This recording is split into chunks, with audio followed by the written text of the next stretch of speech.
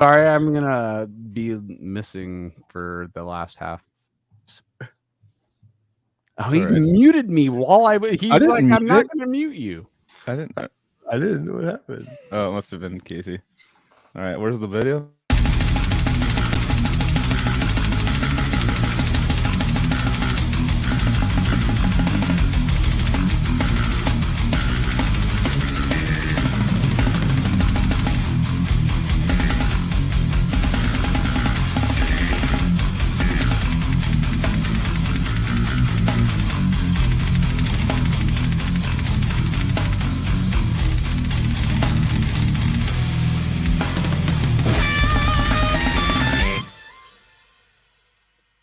What's going on, everybody? Cali Death Podcast back once again, episode 127.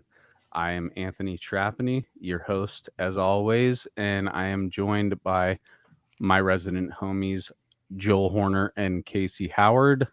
We're going to see the Professor Joseph K soon, maybe within the next hour or so. This one's going to be a little bit different. I got to head out. I'm going to be here only for like the first hour and a half. I know, dude. And I know. I got a prior engagement for work that I got to be there very early, and it's far away tomorrow. But I still want to be here with you guys. So I'm like, fuck it, I'll drive. Is it later. Like a certification or something that you're getting? No, we're getting new equipment, so I got to get trained on it. It's 2-day training. It's crazy, dude. Like, all the new cars are like based on sensors so much, dude, to where like you'll be on the freeway and it's sensing all the cars around you, behind you, everything. Oh yeah, that's crazy. But so there's like collision avoidance, there's lane changing shit. Yeah, it's just like watching the car in front of you, and all this stuff really does get affected by your alignment being off. And I'm an alignment technician, and now I have to further my knowledge with all the crazy technology that's happening with new cars, to where we have to get a new, even if I align a car, it still doesn't mean that the sensors are set up with the alignment that I did, Jesus, are we fucking taking the class now? I have to take the class. I said, are we taking it right now? No, yeah. Am I going to be certified? I'm already 50%. Yeah, I'm already at 50% of the knowledge. We're getting our hours in already, dude. I know, you can log it. But yeah, that's crazy. I bet with all the shit having to I went like a couple times last week or a week before or something. I was in a Tesla, and it's like it shows you like on a huge screen like the cars. It shows pictures of them. Like the size of them, and like all around you and shit, and like, dude, I'll be pulling a car. Yeah, I'll be pulling a car out of the shop, and I could see a 360-degree, of what's going on around me, just on the freaking gigantic screen that comes on all these new vehicles, dude. Yeah, it's crazy. And if you still like bap a little car while you're in a parking lot with something like that, you're a fucking idiot, dude. You need to retake your fucking test. It should be way more stringent when it comes to, even like in a Prius, like my girlfriend's Prius, like we got stuck in this traffic jam thing, and these people asked us to like move up, and we were like so close to the car in front, it was just like beeping nonstop, and it was like until like the one car moved. Like, yeah, imagine the people that still hear that noise and still back into a car. That happened. Dude, there was one time, this is actually so funny that this came up. There was one time we were on tour in Wisconsin with Reviled, going up to CDF, and by the way, Brennan Shackelford's with us tonight. Yeah. Welcome to the show. Welcome. So with the self-stopping car, with like the rear camera and stuff, like we were backing up, going somewhere. I think we were going to the gas station or whatever, and it just like stopped the car like brick wall. Yeah. It was like, did you hit the car behind us? And I was like, he's like, no, dude, you thought. I was like, yeah, dude, I thought we hit that car. It really felt like the. Yeah, they probably need to work on that a little bit, but I know what you're talking about, dude. It's actually annoying as shit, because when I'm backing into the busy street that I'm coming out of my shop, I always have to back out because the driveway is so short. And anytime traffic's going by my driveway, any car that has that automatic brake thing, which is, yeah, obviously it's going to save you from some shit, but god damn, is it fucking scary and annoying when it happens, because it doesn't just gradually stop your car. It puts the brakes on full force right away. Yeah. So if you didn't notice a car coming, it's just like, bam, and you're just like, whoa, what the fuck just happened, dude? Did I hit something? Oh no. My life was saved by a fucking robot. Well, Sure. Fucking robots, dude. I like it. Someone's like already in the weeds, starting in the weeds.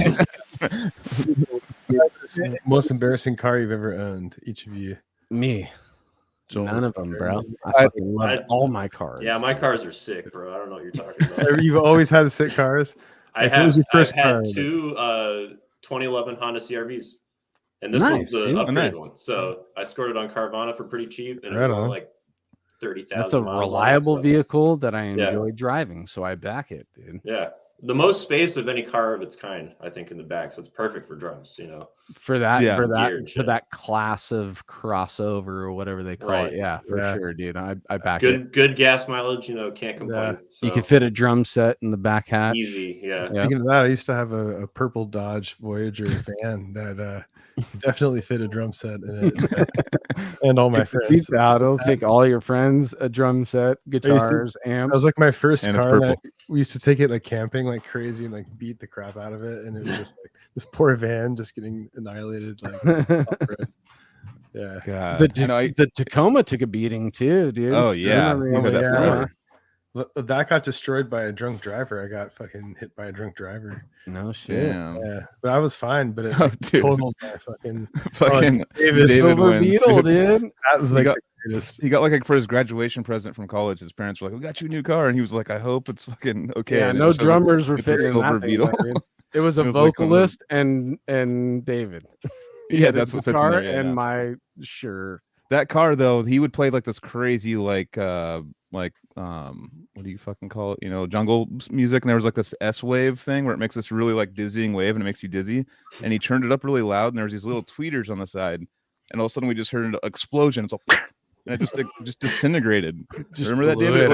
It was like they were sitting on the corner like where the mirrors on the opposite sides of the mirrors, and there were these little tweeters. And it just we heard a big explosion. There was smoke, and it was gone. I was like, "What the fuck, dude?" Totally. Rest in peace, tweeters, man. Rest in peace. No. Yeah. Little Cuddy secret. I have given a homage to the Silver Beetle on the next album, so I'm stoked. You guys got to find it. It's going to be in the lyrics, dude. I just love how we finally got Anthony to talk about cars like on the podcast. We're just going to have Murray do our ads now. Anthony loves talking about cars. He never gets I actually don't love I love talking about cars in general, but I don't like talking to car people. I know. That you okay. Do you understand what I'm saying right there? I think I get what you're saying. Yeah. Like anybody who wants to talk just cars with me, you turn me off, dude, and I'm gonna start talking. Dude, everyone, Murray did the first one, Ian did the second one. He's for you guys listening, because we've been in the weeds so much. People are putting all the ads and all the Battle Forge coffee, the big cartel site. They're putting in the comments. No, we're gonna. I want Anthony to go a thorough podcast. You have to have a thorough. I'm actually only here for a certain amount of time. I know you have a limited amount of time. Let's bust through this. Yeah, all right. Let's do the plug super quick. Always on top, battleforgecoffee.com. Our homies in Deeds of Flesh started a coffee company. Everybody drinks coffee. You like underground death metal. The shit tastes good. It is sourced properly. Get it from the homeboys, battleforgecoffee.com. What do we do next? If you want, that's not what don't respond to it. All right, generatorrehearsalstudios.com. I know I'm so robotic that we were talking about robotics. You just put something up, I start reading it. Generatorrehearsalstudios.com. Casey's involved in that. You're down. What's the ocean? What's the area? Oceanside. Oceanside. I was gonna say Orangevale. So that's up here near fucking Sacramento. And that is not where you want to go for generator rehearsal studios.com. You want to go down there. And what's the next one, guys?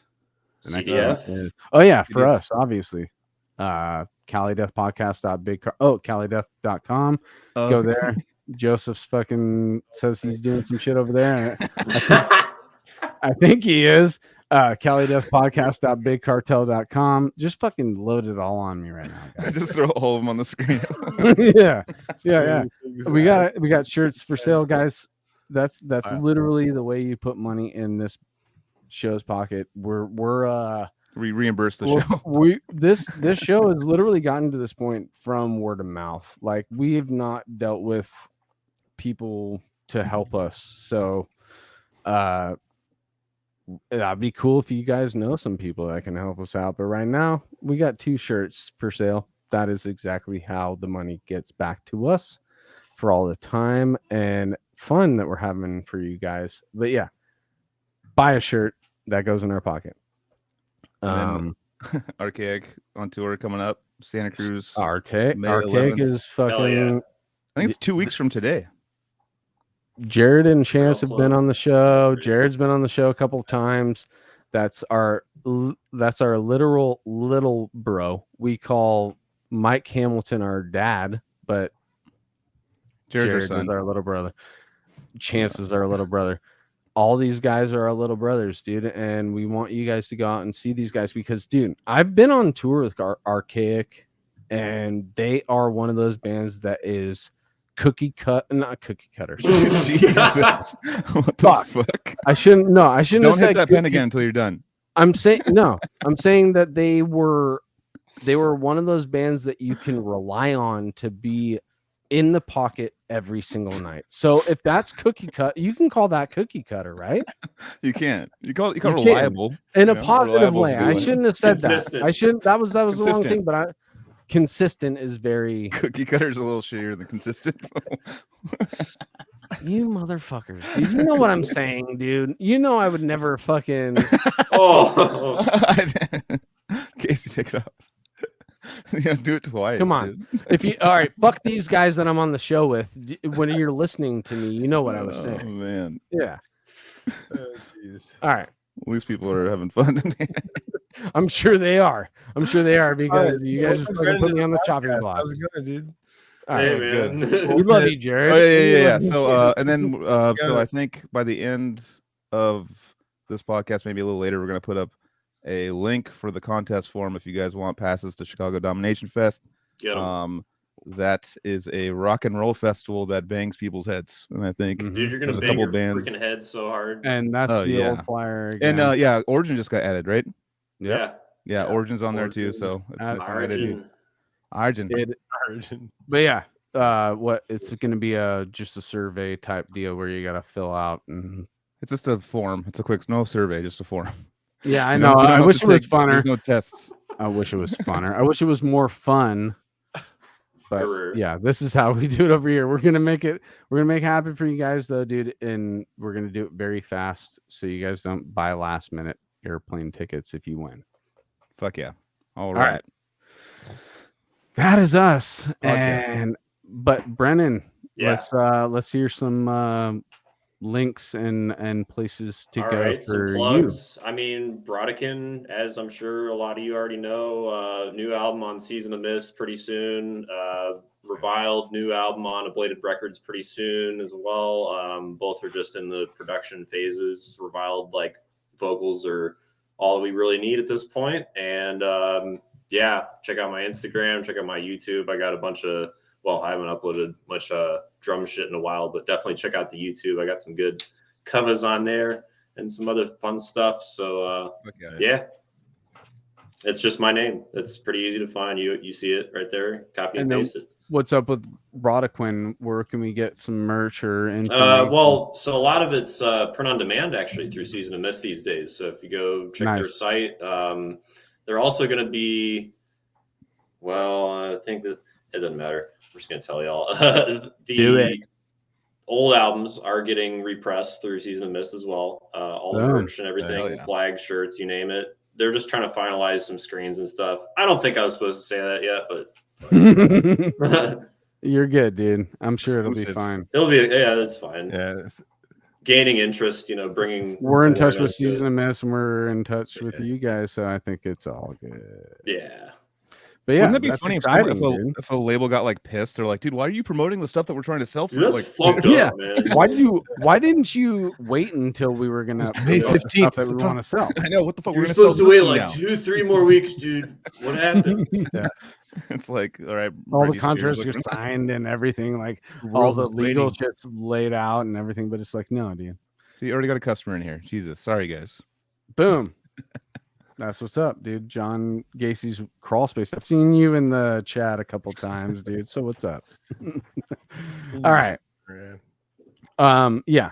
So this is gonna be a weird. I probably already said that it's gonna be a weird one. I'm not gonna be here the whole time, but I love being here with you guys, and I wanted to sacrifice some time to be with you and to talk to Brennan. And let's do it.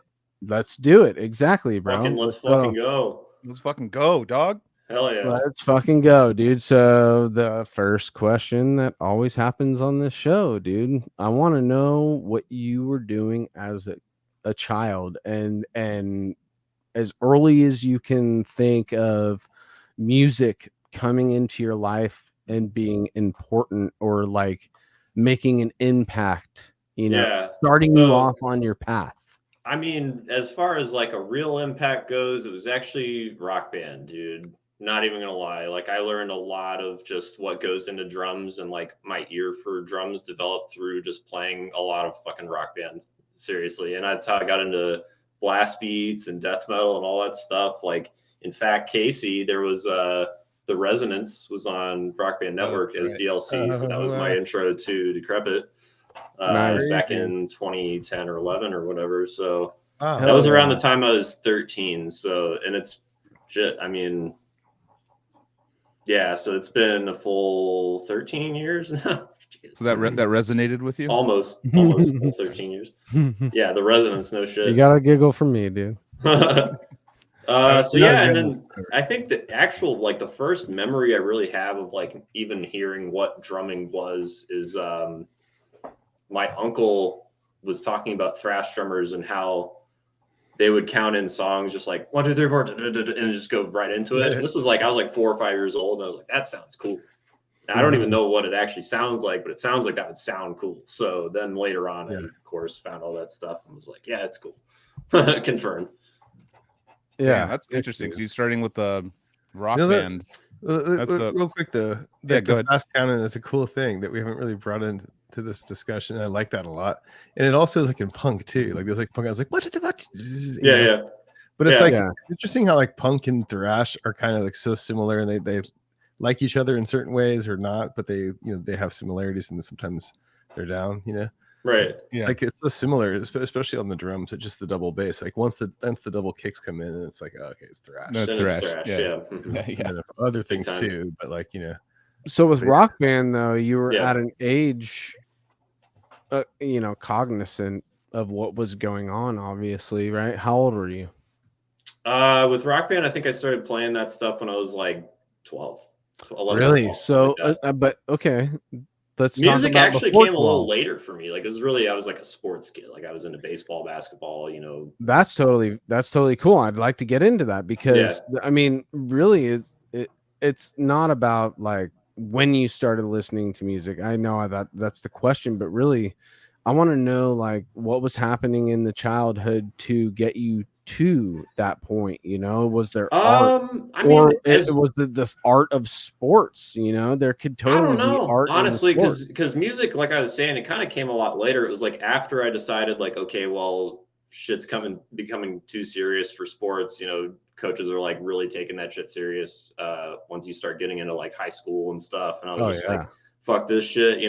I just want to stay home and play video games. And at that point, one of the video games I was playing was Rock Band. So it was just kind of fortuitous that way. Like it just one thing led to another. And I was like, where one door closes, another one opens. And yeah, I just want to go Went down back the real rabbit hole quick from there. on with the coaches and the sports and stuff, because when I was in high school, my head coach of the varsity team in football saw promise in me, but as soon as I didn't handle my schoolwork, he abandoned me, like acted like I didn't even exist. And I was just like thinking about that whole thing while you were just saying that, like you actually learn in those times where how you could be valuable or invaluable to somebody else, you know? And I don't know where I'm going with this other than I just know that you just hit me with a feeling, because it just took me right back to my fucking football coach. I mean, that could have altered your whole trajectory of your life. Like if your football coach didn't give up on you and was like, no, it's all good, man. Let's work on it together and then you might have never even been a Death Metal singer. You don't even know, you know? Yeah, it's like, it explains dude, a lot, that actually honestly. is wild to think about that. Like, yeah, if he would have, if he didn't just fully abandon me as soon as he was like, oh, do you don't want to do your homework? I don't want to deal with you, which is another valuable thing in reality, because I look back and I'm like, oh shit, I could have done something else, but in reality I probably would have. I still have shoulder injuries from that time. I'm 38 now.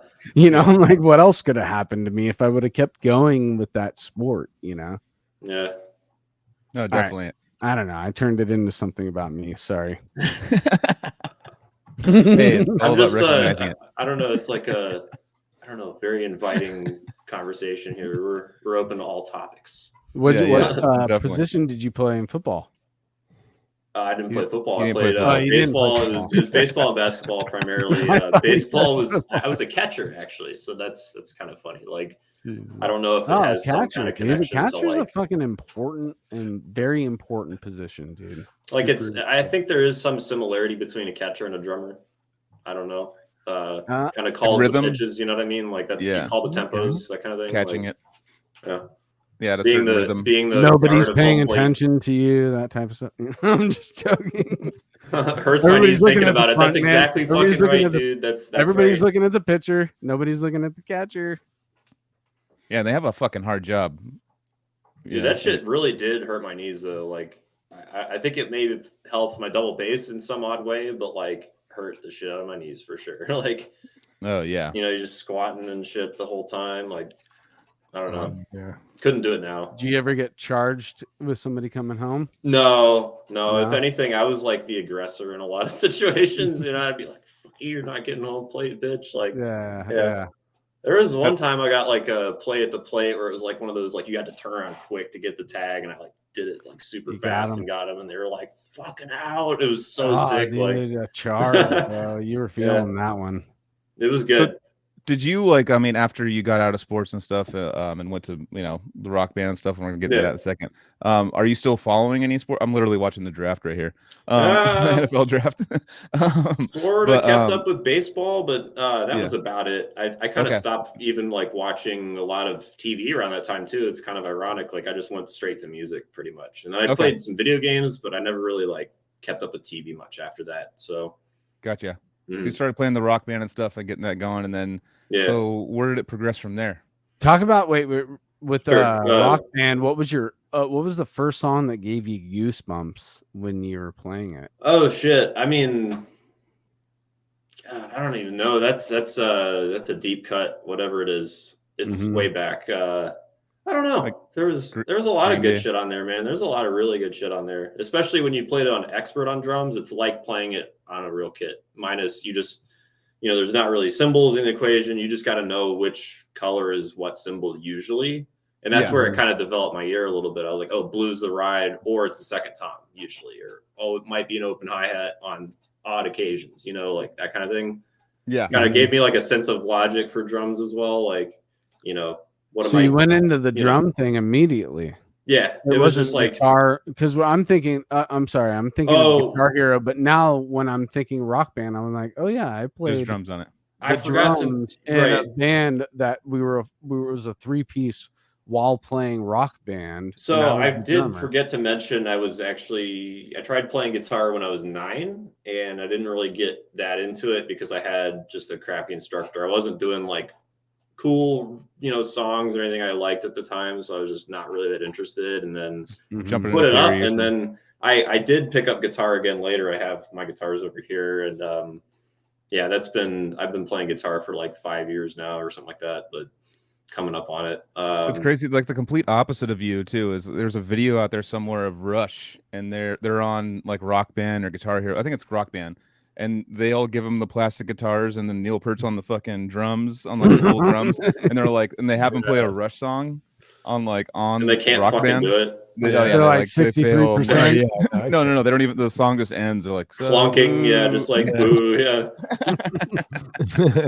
That's fucking awesome, yeah. Well, that's why it's like reverse. That's reverse of him. They've that's what I'm played saying. those songs so many times, so they revert back to however their brain works. It's like muscle memory. Performing fingers those songs. are just like, what is yellow? So even hitting hitting red, yellow, green, whatever, it doesn't matter because it's going to throw off the years of how that song is registered for them. And it's boomer in video games too. It's boomers and like technology too. So it's like it's not going to usually work. It doesn't usually go hand in hand today. Yeah, totally. It's funny to watch. That's like I was saying, like the reverse of it's like you started there, moved into actual drums, and watching like boomer like dudes that like started with like real like was kids and back in the day like go to like technology. They're just like, what is this whippersnapper shit? I don't know, like they, totally. But anyway, there's a handful of other drummers I know, and like I guess not to as much of an extent guitarists, but definitely like other drummers I know in the metal world that like kind of got into it through Rock Band as well. A lot of it had to do, I'll tell you, is the one DLC pack that did it was Mayhem 2009, because it had Hammer Smash Face, One Horrible Night to Have a Curse. It had like it had Embedded, Job for Cowboy. It had some shit, dude. It was like blasting, on plastic drums. So I was like, yo, this is crazy. I want to do it on real drums. So that's kind of okay. It was like an immediate jump. It was like, all I want to do is fucking blast. That's all I wanted to do in lessons with my instructors. And they were like, nah, I can do jazz or I can show you some rock, but I'm not going to actually be able to teach you that. So that's one thing I had to learn on my own for sure.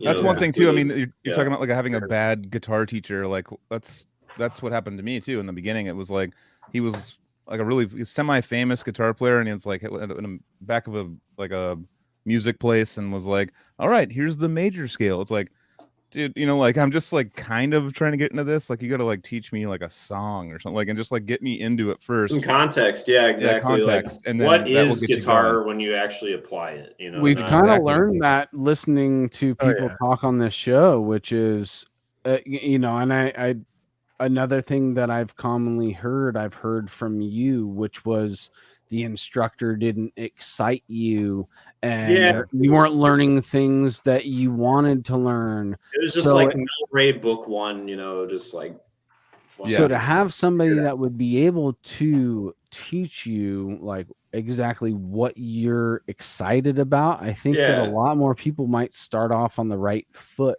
And that's actually a big reason I'm trying to do music education. Like I'm just going to go ahead and major in it and fucking, totally do the Alex Cohen, all that deal. Do you feel like you have a wider range of influences and styles that you enjoy to where you would be able to translate to a wider?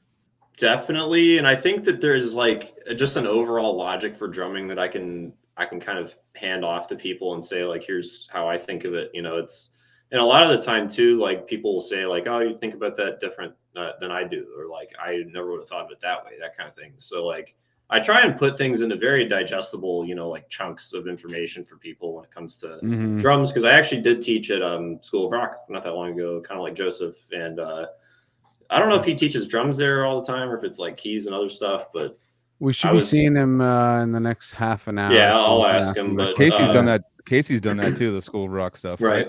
No, I worked at School of Rock for like a week. Okay. But it's a long story.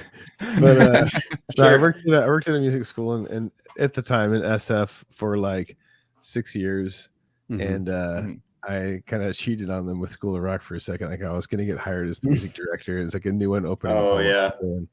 And then like I just like did it for like a couple of days, and I was just like, no.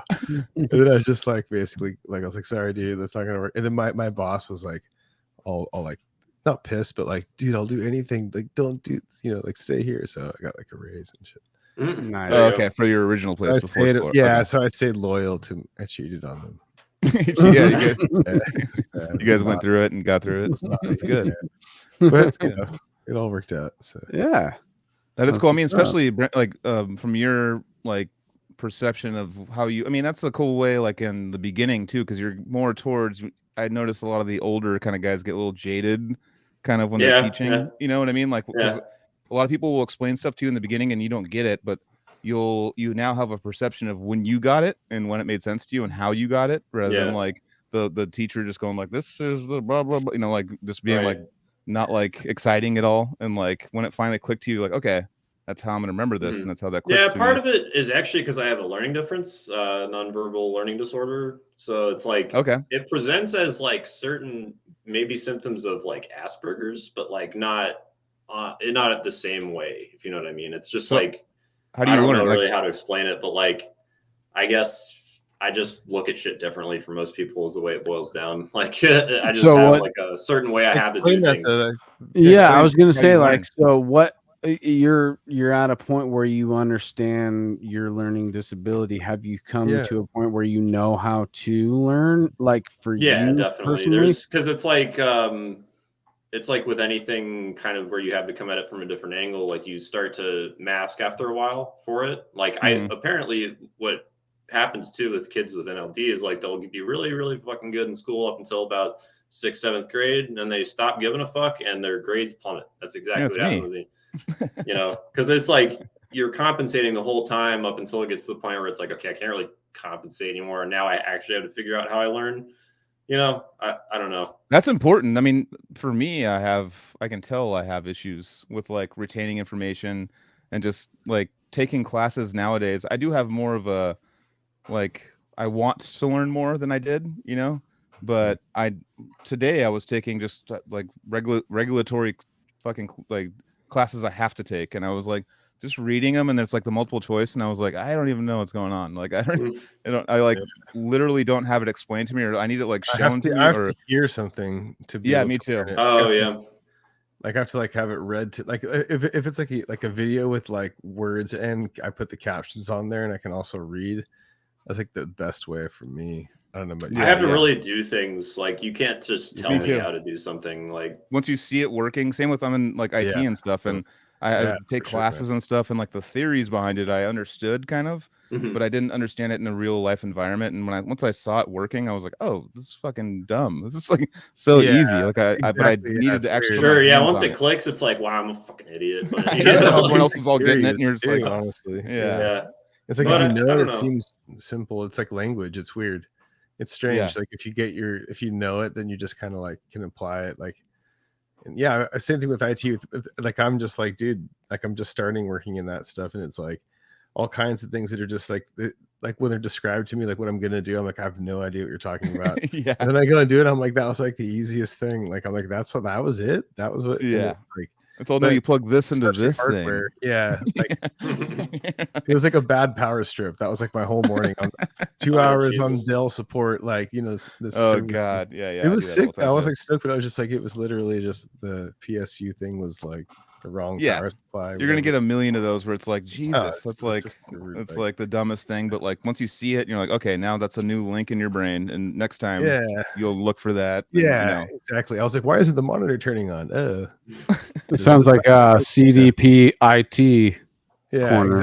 Exactly. Yeah. We're talking about like learning, like putting your hands on things. Like your routes of learning, I guess, what works best for you. Yeah. I definitely should be more hands-on with computers, dude. You guys have to send me an email. Like, toes only with the click up. I have to click like 3. If it's more than 3 clicks, I get confused. Well, that's, I mean, well, Trevor, like, roommate, one of my best friends, he fucking teaches a contracting class. I'm sorry, a carpenter union class is like $25,000 to take his class. And he's had to take a bunch of classes on people's different learning styles, like on understanding it. Because for me, school, like, same, you just described me. So I was like, doing good. Then like 7th, 8th grade, like fucking boop, and just went down. And then like, and they're like, "What's going on?" I like just kind of was smoking pot, so I blamed it on like, "Oh, maybe it's because weed." Maybe I don't give like, a fuck. yeah, maybe I just don't care anymore. But I was just like, I don't want to do. I don't get it, so I'm not going to do it. Yeah, sure. Like, it can become a vicious cycle if you don't like know what it is too. Totally. Like it feeds into itself. You're just like, I don't care. But then you're like, I don't know how to do it, but I don't care to figure out how to. So fuck it. Maybe it's because you just started listening to like more like metal and more crazy music, so your brain was just so interested in this other thing that. Dude, I was playing Rock Band instead of doing my homework. Like fuck that shit. Yeah, like, oh, man, I might have. I'm turning it on me again. I just want to say this real quick. You just made me think about this. I always was like, what the fuck happened to my memory? You're holding it. I can't think of my high school teachers. Yeah. I can't think of my teachers. I there's only like maybe I don't even know. 1% of teachers. My favorite's you holding a weed pen, going like, "What the fuck happened to my memory, dude?" But here's my thing. Here was where the positive turnaround happened with my memory, which was I can do voice of the soul note for note in my head. And I, what? Explain Voice of the Soul. Is that from Frozen? Death. Is that chicken Come soup? on, guys, come on. What is?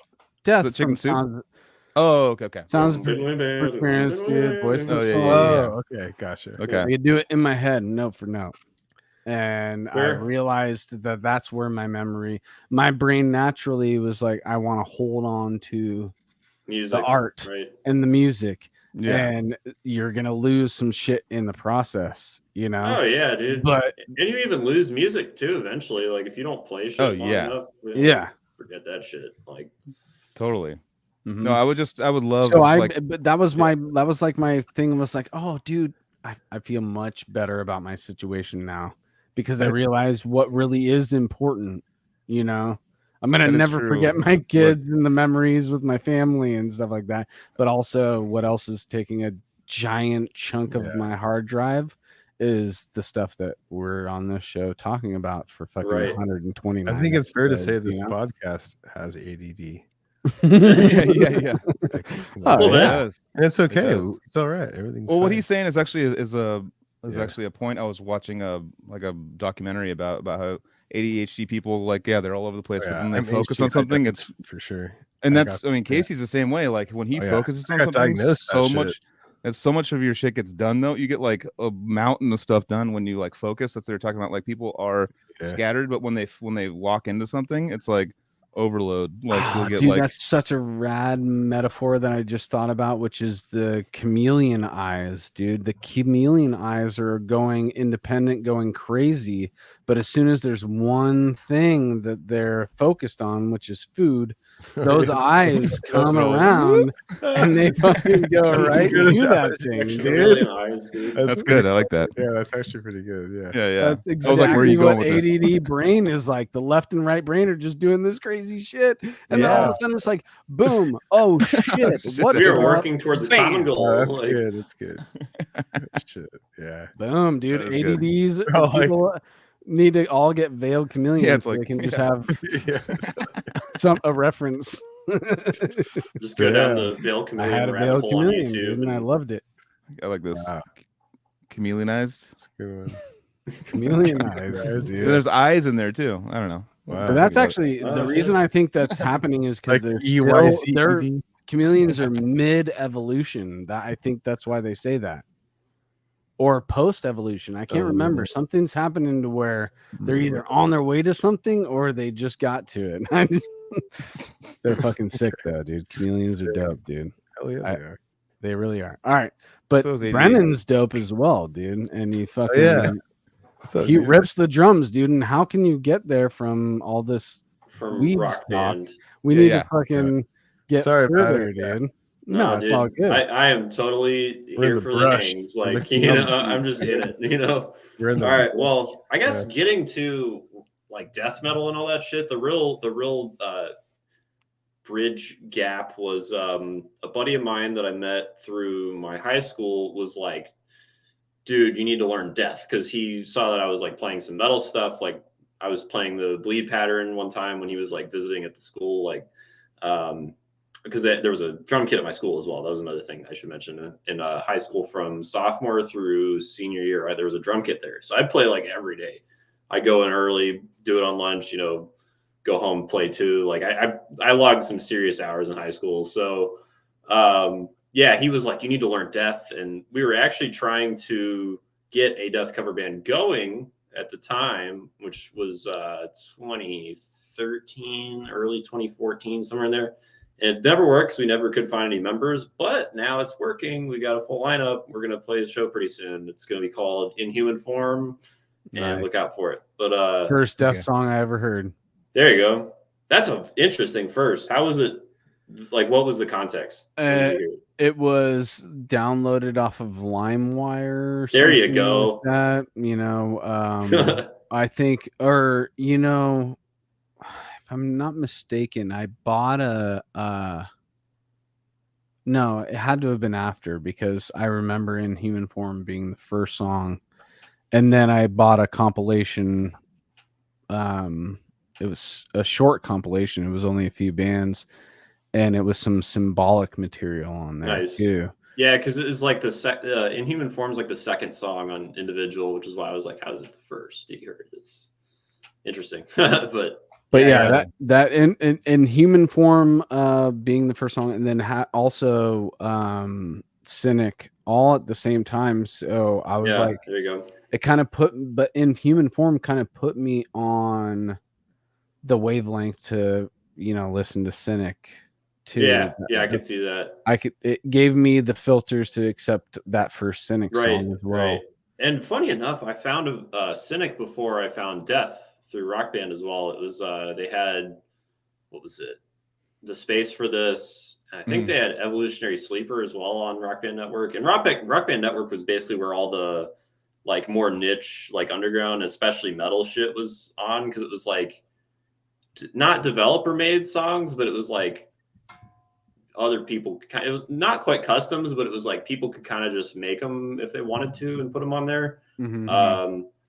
Without the same, it was like cheaper songs. I don't know, it was a whole thing, but they had a bunch of sick shit on there too, dude. Like I was saying, they had The Resonance, they had Xenochrist, they had, man, it was deep. It was like a lot of death metal on there for sure. How old are you, Brennan? I'm 26. I just turned 26. So man, 97. Young buck. I was learning I was going to be a dad at your age, bro. Oh shit. Well, actually, Austin from Reviled, the guitar player, he just had his kid last night. First kid. Oh shit! So, Congratulations! Hell yeah! That's huge. Yeah, dude. Yeah, dude. Anthony got kind of the old guy thing where like, damn, I could fucking blah blah blah. Like I'm older than you. I got a decade on you. We got that our whole lives. I'm the only hours of diapers, dude. I'm the only one here who's 40, so you all can shut up. Go to bed, children. Isn't that funny though? It's like we're all kind of subliminally looking for how dated we are when people talk to us. When they're referencing something from the past, it naturally is like, what was I doing at that time? Oh shit. You know? There's such a blur between like 28 and 35. Like it doesn't it feels like that's like the same age to me. Like before you know it, you're like, oh shit, I'm 30. Or when you hit 30, it's like, oh shit, I'm 30. Like I'm dying. Like it's all going down. One of those moments that I had real quick, again, bringing it on me, guys. I'm going to be leaving very soon, so I just got to give you guys a bunch of me tonight. Soak it in. No, it's not a bunch, actually. I just wanted to, it was a funny thing that my brother still laughs about because I was 35 and I don't even remember what I was saying, but I just started saying it and I was like, you know, now that I'm in my 30s and I was 35, you know, I had already had 5 years of being in my 30s, but you finally at that moment, it. I was like, no way. Finally accepting that I was in my 30s, you know. I'm still in my 30s. That might be a nicer way to live your 30s, right? Like you're like, yeah, I'm still young, you know. It's all denial. It's all denial. We're never going to feel as old as we are. So, but he's living in his 20s, so he's just like this like old guy's talking about like farting, bro. And the way you're drumming right now, I'm like, dude, yeah, dude, you're 26 and you're drumming like bring him that, down dude. to our depths. We should be talking about his amazing years. I know, dude. Well, he'll be gone soon. Next time I bring up myself, everybody just say, "Shut up." You're like, I'm gonna drive myself to a train tomorrow. It's just no, I love it. I'm just saying, you know, he has, you know, the best years or not. I don't know. It's all relative. Oh yeah. Maybe it's all downhill from here, man. Fuck. No, No, dude, I mean, no, dude, you're good. I mean, you're good until 39, I think, is when you're your fucked. frontal lobe is just fully grown. It's finally at its mature state. Now you can make rational decisions in your life. Well, the reason why 40 seems so like old, remember when we were kids and your parents were in their 40s or something? You're like, you old motherfucker, like Jesus Christ. And then like all of a sudden, I know, whoa, you're in your fucking 40s. Like that's my dad. He's fucking old, dude. That's, you know what I mean? And like now you're getting like, I'm on the looking down the barrel of it, and I'm like, that's, I mean, I see people like, you know, like Ian's 50, and you know, there's people out there that are just like that you hang out with nowadays, and I'm like, I don't think about age anymore. Like as far as like I when you really get old. don't. Like I'm like, oh, you're above my age. That's cool. All right, I can vibe with age. You know, the weird older thing is, and younger people than me. I think we're from a pretty good generation where we can do that. Yeah. Weird thing is like with that, even the podcast with Bill Ray or like people like with Paul Masvidal and people like that. It's like you're like, wait, you're only like 10 or 11 years older than me, or 9, or like it's like not even that long. Or even like Matt, I was like, dude, playing a decrepit, Matt was like that much older than us or whatever, you know. Oh yeah, yeah, Bill dude. was like, I was 21 when I was hanging out with Bill, and he's in it, you know. Bill was like 20 in his 40s already. Yeah, he's in his 40s. Dude, yeah, but that's the thing. Like we still were on the same wavelength, so it doesn't matter at all. Way. No, he was like late 30s when we were hanging out. For sure. He's got to be mid to late 50s, probably be Bill. Yeah, I'd say he definitely was before 40, because I remember him turning 40 and then me being like, "Oh shit, dude, he's 40." Yeah. I know. Yeah, you're like, damn. I'm a man. I'm 40. Remember that shit? Yeah, dude. 40, and it's funny how we do like the 30's the next 20. It's like 40's the next 30, 50's the next 30. It's like when people in denial were just like, dude, fucking 60's the next fucking 30. What does age matter when you're the kingdom of God? You know what I'm saying? I am the kingdom of God. If you're the kingdom of God, age that's is pretty good, construct, dude. Can't complain, you know. Yeah. It's all about like just like what all that really matters is just kind of like what era you go and talk about all the time. Like it's like, oh, back in the 70s, like, you know, back in the 80s, like, you know, this or whatever. We're just like back in the 90s. That's like, that's what I get super annoyed when people are like in their like mid 20s and like, dude, fucking 70s. I'm like, shut the fuck up, dude. I know the real guys that were there, dude. I don't want to hear from you. Bill's talking about all the kooks coming and taking the surf in the 80s, dude. Fucking I'm gonna do a Joseph moment. All right. Dude, and all that shit. All right, so you're playing drums. I'm doing Joseph right now. So you're playing drums, and when did you actually get like? So next from that, did you actually purchase a kit, or you're playing? You already had a guitar. You said you weren't into it. Got the rock band, and then So it was like I guess the whole timeline goes like 9 or 10 guitar didn't work out. Rock band 12. And maybe 11. I actually started maybe around 11, then through 13. 13, I got my first rental kit, and that kit stayed at my house for years after that. Like the instructor that I was renting it from stopped collecting after a while. He was just like, "Don't care, just play it." You know, it's like sick.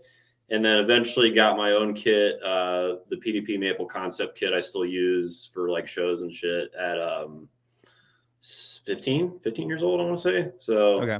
Because I got serious about it pretty quick, and my mom was like, this isn't, you're not giving up on this. Because I gave up on like a lot of other shit that I did, you know, like different sports over the years and whatnot. But this, I was like all in. So all in, yeah. Yeah. Oh, Joseph. We got in the house. Finally got the story going. God damn it. Right in time for Anthony to leave. Podcast just got started. Are you kicking me out, dude? No. You're calling me. I'm kidding. Sorry. So I guess after that, like started trying to play in bands like around 16, 17. Actually started playing shows at 17. So been doing it for almost 10 years now, actually. Damn near it. What was the first like actual death metal song that you played and got through? I guess technically it was like What a Horrible Night to Have a Curse or Hammer Smash Face, just because I translated it straight to drums from Rock Band. You know, it was just like, oh, I remember how it goes on Rock Band. I'll just play it in my head while I play along with the song. That's how I did a lot of shit, actually. Like I learned a lot of songs on Rock Band, and then I just poured it to drums, you know, try and suss out what the other parts were when I was actually playing it on the kit. So that's, like I was saying, is a huge part of me developing my ear and shit. Like, yeah. It's like drums karaoke. For sure. Yeah. Are you a Gabe Sieber type dude where if you're learning something, you got to listen to it 1,000 times in a row? I try and do a little bit of not so much that. I try and write it out so that I can just like have something to think of while I'm trying to play it. And like that way I can cut down to the number of times I actually need to hear it. Because then I can just visualize something instead of having to like, I don't know. It's easier to think of like a name of a riff. Like I'm sure you guys do this. You're like, you know, Deeds riff or Gorgasm riff. Yeah, I was about to say fucking Gorgasm. Gorgasm riff is always on the list. Gasm riff, you know. Sometimes it's like Inveracity or like whatever. You know? Well, with drums, there's a Suffo blast. You know, you gotta have something. Bomb blast, you know. But the digga. You got a digga riff, or you could call it just the digga. The booga digga. Yeah. What did Dallas call it? Speaking Riffinese. Yeah. Classic, dude. He could speak it well, dude. He was like the guy who should start a class. No, he was like he uses Zens. He goes like Zen Zen Zen Zen Zen. Because we use more mids. I think with ours it's a little more punchy in the beginning, like jin jin jin jin zig zig, you know. Yeah, Ziz don't give you the ginge, dude. Gotta have that. I just realized what the fuck is going on right now on the show, dude. We're talking about guitar sounds and shit. Yeah. All good, dude. Junt. Speaking of which, I got that Gojira plugin. You were talking about that. Finally going on, and I did finally figure out how to do all the like digital like audio interface things where you can like basically like stream your DAW and all that. Like it's actually pretty cool. Yeah. No, it's definitely. I'm not using it now, but yeah, that shit sounds good, dude. I love that Gojira plugin. It's really cool. Warbreaker's right, dude. Shout out to David Siskin in the chat, dude. We are just fucking animals, dude, and we're literally just we're thousands of years ahead of just grunts, and we're still trying to just like grunt at each other, but like more complex, you know, like our grunts are more. There's a variety of them. There's a vast variety of them, but it's still just grunts, dude. Totally. What's up, Joseph? I haven't heard guitars. Joseph's voice. He's here. Joseph. Yeah, what's up? I'm chilling. Don't touch your mic. Dude, mic sounds good, dude. I thought I fixed it. I think it was just channel. Sounds great. Yeah. Sounds good now. Channel 1. Touch it. Okay. I was trying to leave channel 1 alone and leave it as my guitar in. It's fucked up, isn't it? Yeah. Just popping a little bit. I'll fix it. I'll just have to unplug everything and plug it all back in. Restart it. Mute me. Restart the Okay. I'll still be hanging out for at least another 15-20 minutes. I can do. Awesome. All right. All right. Let's get back on the story. Let's do it. Yeah, dude. So I want to know about like the first jams that you had with other humans. That's another thing that I always ask people because when I was in high school and that first time when you first get with other people. So technically it was like in school because we had a band class where it would be like it was my period right after lunch. Like we'd go in there and we'd all play different songs and like learn just parts together, and it was really cool actually. It was like just like a rock band class where we'd all cover shit, and so it was like School of Rock, but it was like at my school, if that makes any sense. Like this was really tight, and I started to jam a little bit with people in my classes, the ones that were like, this dude knows what's up. So it was actually really like the first jams were with my buddy Darian, who I'm doing the death cover band with now. Like Nice. And it was a lot of like, I was just like, you know, any Megadeth? And he's like, I kind of vaguely remember, you know, some stuff, but he was like, you got to learn Death. That was the big thing. Like, you have to go back and learn the Sean Reiner through Richard Christie shit, Gene Hoglan and all that. And they set me off on all the whole death metal, you know, thing after that. So how was the instructor in that class? Was he an influential?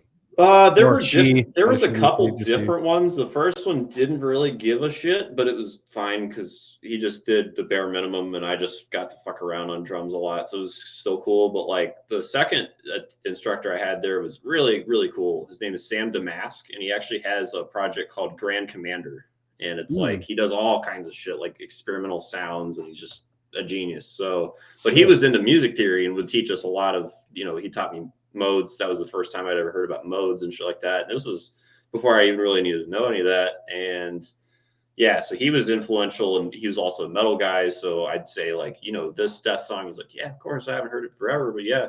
And even the other instructor, because there was like an assistant instructor there, was also into metal and shit back in the day. And she was a keyboard player in like some local black metal bands back in the day. So that was pretty tight. Like there was a lot of just metal kind of around at the time, so just caused me to go down that rabbit hole like all the way. So then, all right, so you're just learning the covers, and Death is where you really start focusing.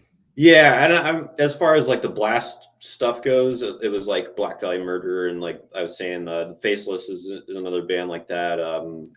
You know, were you covering these with other people? Was somebody? No, that was by myself. That was like for me trying to get that skill set together, because I wanted to be able to blast and play fast double bass before I knew about Death. That was the thing. So then Death added another like dimension to it. You know, the Sean Reiner stuff, Gene Hoglan, Richard Christie, all those guys just taught me how to like do cymbal accents and like interesting kind of syncopation kind of shit. So and that rabbit hole of that train of thought too is what led me to like get really into fusion stuff. Like you said, you were on a rental. Was into. You were on a rental. When's the first time you purchased?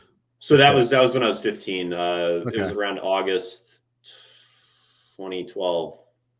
I want to say. So yeah. What kind of kit was it? It's a PDP Maple. It's one of those like Sunburst kits they had at Guitar Center. There was like a special. It was like just Guitar Center exclusive kit or whatever. I've seen a few kits out in the wild, like a buddy of mine, Alex from what is he doing now? He wasn't deflowered, but he has the same kit as me anyway.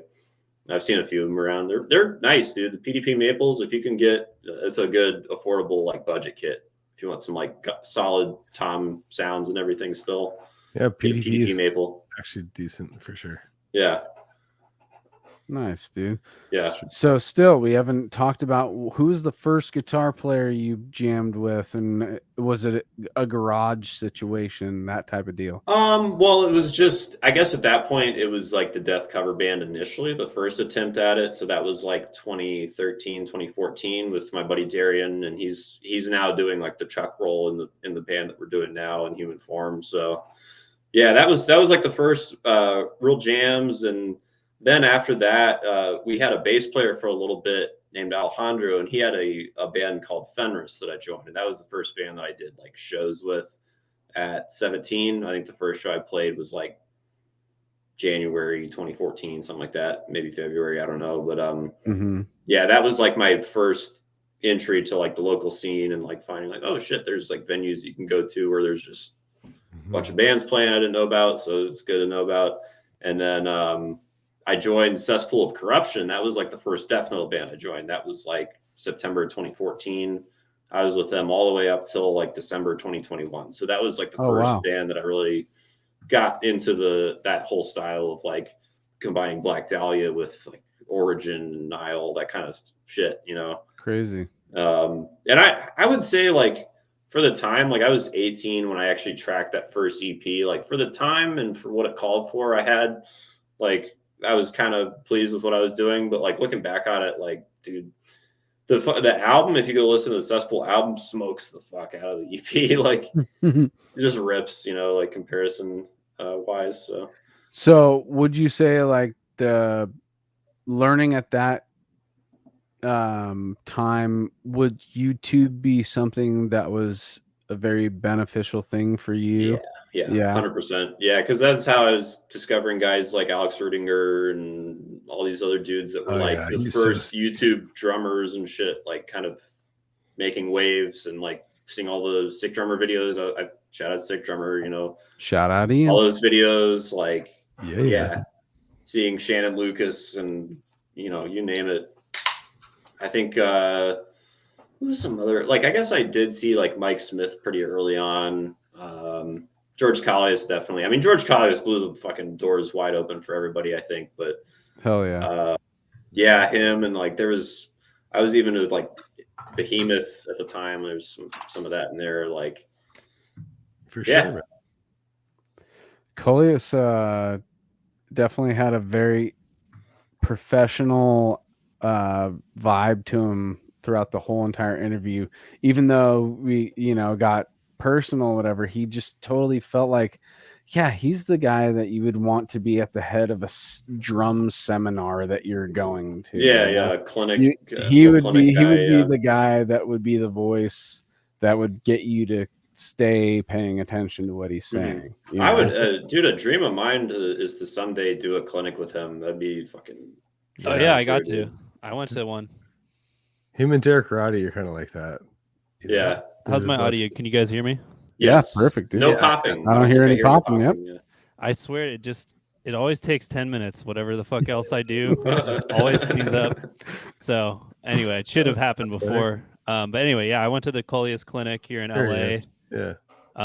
It was very cool, man. It was like 7 hours in one room with the dude and the other drummers, and it was a lot of fun. Not a lot of death metal. A lot of like rudiments and like book stuff, and he was definitely wanting to get nerdy about it. And it was really cool, and I had him sign my Annihilation of the Wicked CD, and he's just like, oh, that's what's up. This is the first CD I did with Nile, and I'm like, I know. I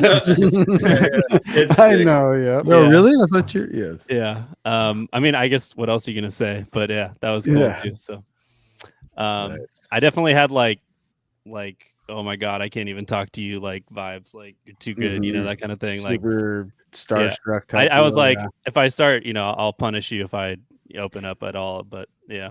But yeah, man, the clinic stuff is cool. It's cool to see people like Alex Cohen, who I heard you mention earlier, because I was listening on the way home. Starting to do some clinics, metal drummer. Dude, I saw Alex play with Embodied Torment last weekend. Oh, hell yeah. Fucking sick as shit, dude. Nice, dude.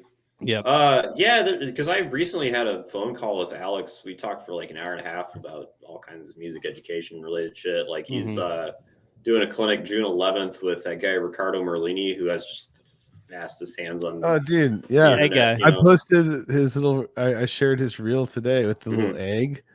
He's like, yeah. He's on an egg. Yeah. Oh my god. Dude. Apparently, it's because I bought his course. Like it doesn't make any sense to me. I can't fucking do it. But like, is it like a twitch? Is he just it's like he's literally just pulsing. He's just like tremor. It comes from he's right like, here. Okay. That's actually him hitting it. Yeah, the egg. Yeah, dude. I saw that video you posted, and I was like, it was going like, it was like, but I didn't look like he was actually hitting. Everlong with one hand. Is it really just like tensing up? Is like creating that tremor? It's literally just like a controlled tremor. That's all it is. Okay. I don't know how good it is for you. And how much does that suck with like? Because I have like a little bit of a like I guess a twitch, but like I've noticed that like that's like a leg up with drummers. Probably like well, Mike Heller does it too. He was telling me for because I asked him after one of those. Yeah, it's like basically he uses a little bit of finger in there, but it's like mostly just like a controlled little. Are you like tense up and just goes? Yeah, I can't do that shit. Like it's like being a basketball. It's like being a basketball player, but you're like 5'4". You're like a really good basketball player, but then like a guy that's like just is born 6'11". You're like, God damn it! There's no way I'm gonna be able to compete with this guy. This guy's like twitch for the speed, like born with it, kind of, Yeah. But learn how to control it in a certain way. Huh. I could see like a lot of drummers having that like with the feet. Is the same thing? No, just like all the twitching that like certain drummers have. I'm like, that's like born. They have that, and then they like control it, and then put it towards drums. Got the quick twitch and the slow twitch, and there's those people that like are just more had to like work their ass off to get close to it. Are we talking about how sick you are doing drums on tables? Is that what we're talking about? Pretty much, yeah. I can hear that. That's what we're talking about. Dude, he's got the sickest double bass on a table, dude. If you got a table that's like 1 to 2 inches thick, his index and middle finger will fucking thing. Joel, you should have your own Twitch channel where you just Twitch, like on Twitch, you just Twitch the whole time. That's it, dude. That's what I was trying to say earlier in the chat. Like I was like, dude, my God, that's so good. Yeah. Oh man, I know. I've showed like other like Naveen and stuff. We were at a party once, and I showed you like, what the fuck? Like, and I Joel was like, can gravity blast like on tables. Like, well, the thing is though, like everyone makes the joke. It's like, oh, because you jack off a bunch, and I'm like, no, it's my left hand I jack off with, and I can't you even should be like, dude, I'm a bass player. I'm part of the rhythm section, dude. I just know how to fucking tap into that, dude. Literally, always tap had into that. it. Right, let's hear it right now, Joel. Let's hear it. I don't know if you can hear it on here. Let's see. I can hear it. That's his dick, guys. Keep going. Keep going. Keep going. I haven't done this for a long time. Yeah, don't stop. Don't stop. Yeah. It's So still is that, going, like, dude. singles Can't or stop. Won't doubles stop. or- Wow. Got 5 more weeks. I can't. It's been a while though. Crazy. I don't know if That's you can crazy. how it sounded, but Get that It sounded pretty I'm all sick, dude. I know, dude. So wait, the reason why we brought it up is because Casey sent us a video of a dude playing the sticks on a egg. Mm-hmm. And this guy's doing a clinic with Alex Yeah. Cohen. That's Ricardo the connection. Merlini. that's control right there. Yeah, It's, yeah. like, super fast. Well, it's hypnoptizing because you watch the video and you're like, Yeah. his front fingers are not even moving. It's all the It's back pretty much fingers. That's all. making it It's like in happen, the dude. basically the fulcrum. Just the whole thing moves. It's like just this. It's Yeah. crazy. The to whole me, back, man. like even the Exactly. everything. It just kind of, I don't really get it. I don't really want to do it either. I'm just I don't really get it. Just either, you're playing dude. drums, just like 10 seconds. I like to listen to it, but I just can't fully get it. I feel like I would stop breathing. I'd just be like, just really all the try focus has to go into the hands, and then everything else just shuts down. The gravity heart blast has stops. at least some sort of like pushing back motion where you can catch it, right? Or is it just all twitch? Because it feels like you have that for middle his thing. thing. It's really like I don't even think there's fingers involved or anything. It's just like straight, just that. He has like It's like this one finger alcoholic that's in his shakes, bro. palm. Literally, it's like just tremors. Like He has like one extra finger in his palm that just grabs a stick. He goes like, I don't get it. Like Yeah. I've watched the video. It even hurts my wrist just trying to show you what I mean. Like I don't get it. Damn. What I do though is like more of a push pull thing. I guess it's like I Yeah. don't know, like main motion and then just pick up and do it again, like that kind of thing. The best thing is that we're cutting this all up to talk, and we're gonna make it like a masturbatory thing and talk about masturbating, and then make There it you sound go. like how we all jack off. There's a lot of samples in here for that. Well, if we all jacked off like Joel, we'd be done real quick, dude. No, sometimes you don't want it fast. I don't know. Anyways, But Sometimes you want to light some candles and Yeah, burn no, some slow. incense, dude. a rub, dude. Brandon, when did you first like think like, oh, I can actually play like really fast, like at least on the hands? Like when did you first like hit a speed barrier breakthrough and you're like, whoa, I kind of get how they do this kind of thing? Well, it depends on it. Do you mean like really, really fast or like just kind of fast? Like Give me like two, like maybe okay, like so like the first main moment when I was like, oh shit, I can blast, like was after it was somewhere in the like rock band to drums transition. Like I had known What Horrible Nights Have a Curse by Black Dahlia Murder and was trying to do it on drums and I don't know, it probably wasn't until I was like 15, probably 15, somewhere in there that I was like, oh, I can actually do the metal thing now. I've been trying long enough that it was like, okay, double bass is there, blasting is kind of getting there. So then the second really breakthrough is when I discovered that push-pull thing with my left somewhere in like 2016, 2017, somewhere in there. So by then I'd already been playing for 6-7 years, and it really came from like I realized I had to change my left hand technique because it was so rigid. It was like not even that. It was like very I don't want to say Mike Smith because it was like maybe a little more tense than that, if that makes any sense. But well, it wasn't good. Like I knew I had to change it, so I just started I heard like the voice of my college instructor in my head, like with snare drum shit, being like, you got to have the most relaxed drop. So I just he's like, you got to just work on this drop motion and get it as relaxed as you can. So I just kept doing that. And eventually I realized like you drop it and there's already like 4 hits available if you just control it. And then you pick it back up at the right time. So I wouldn't say I actually utilize 4 hits at a time very often. Sometimes if it's like a quick burst or whatever, but it's usually 2s. Or I'll fit 2s over 3s, with it either way. But and then also, I guess another breakthrough is like learning the inverted double, the way like Thomas Lang talks about it. You got to accent that second hit to make it sound even. And then I also try to translate that to doubles for the kick, which is kind of tricky, but definitely makes them more even. Makes it to where you could actually maybe acoustically record them. And it work. Shit. Interesting. Oh, that's really cool. But it's like it's a matter of getting like that first hit to be as on off as fast as possible so you can really stick the second one.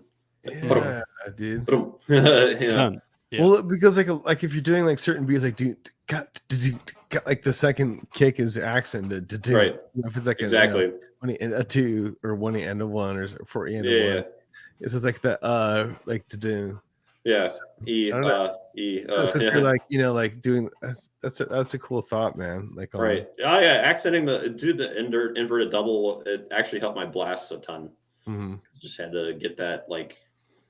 I don't know. You figure out how to do it both ways. Like, let's accent on the downbeat. Let's accent on the upbeat. Just more control. Anything more control is good. Like, eventually later on, not that it mattered because I already had like my technique down, but I discovered the Gordy Knudsen videos, and he's the drummer for Steve Miller Band. Really, really sick. Wow. And he has that open close technique video where he just talks about it in depth, and he talks about it with all the rudiments, inverting doubles and all that kind of shit, and gets really into it. Like, everyone go check out Gordy Knudsen. Oh, he's out.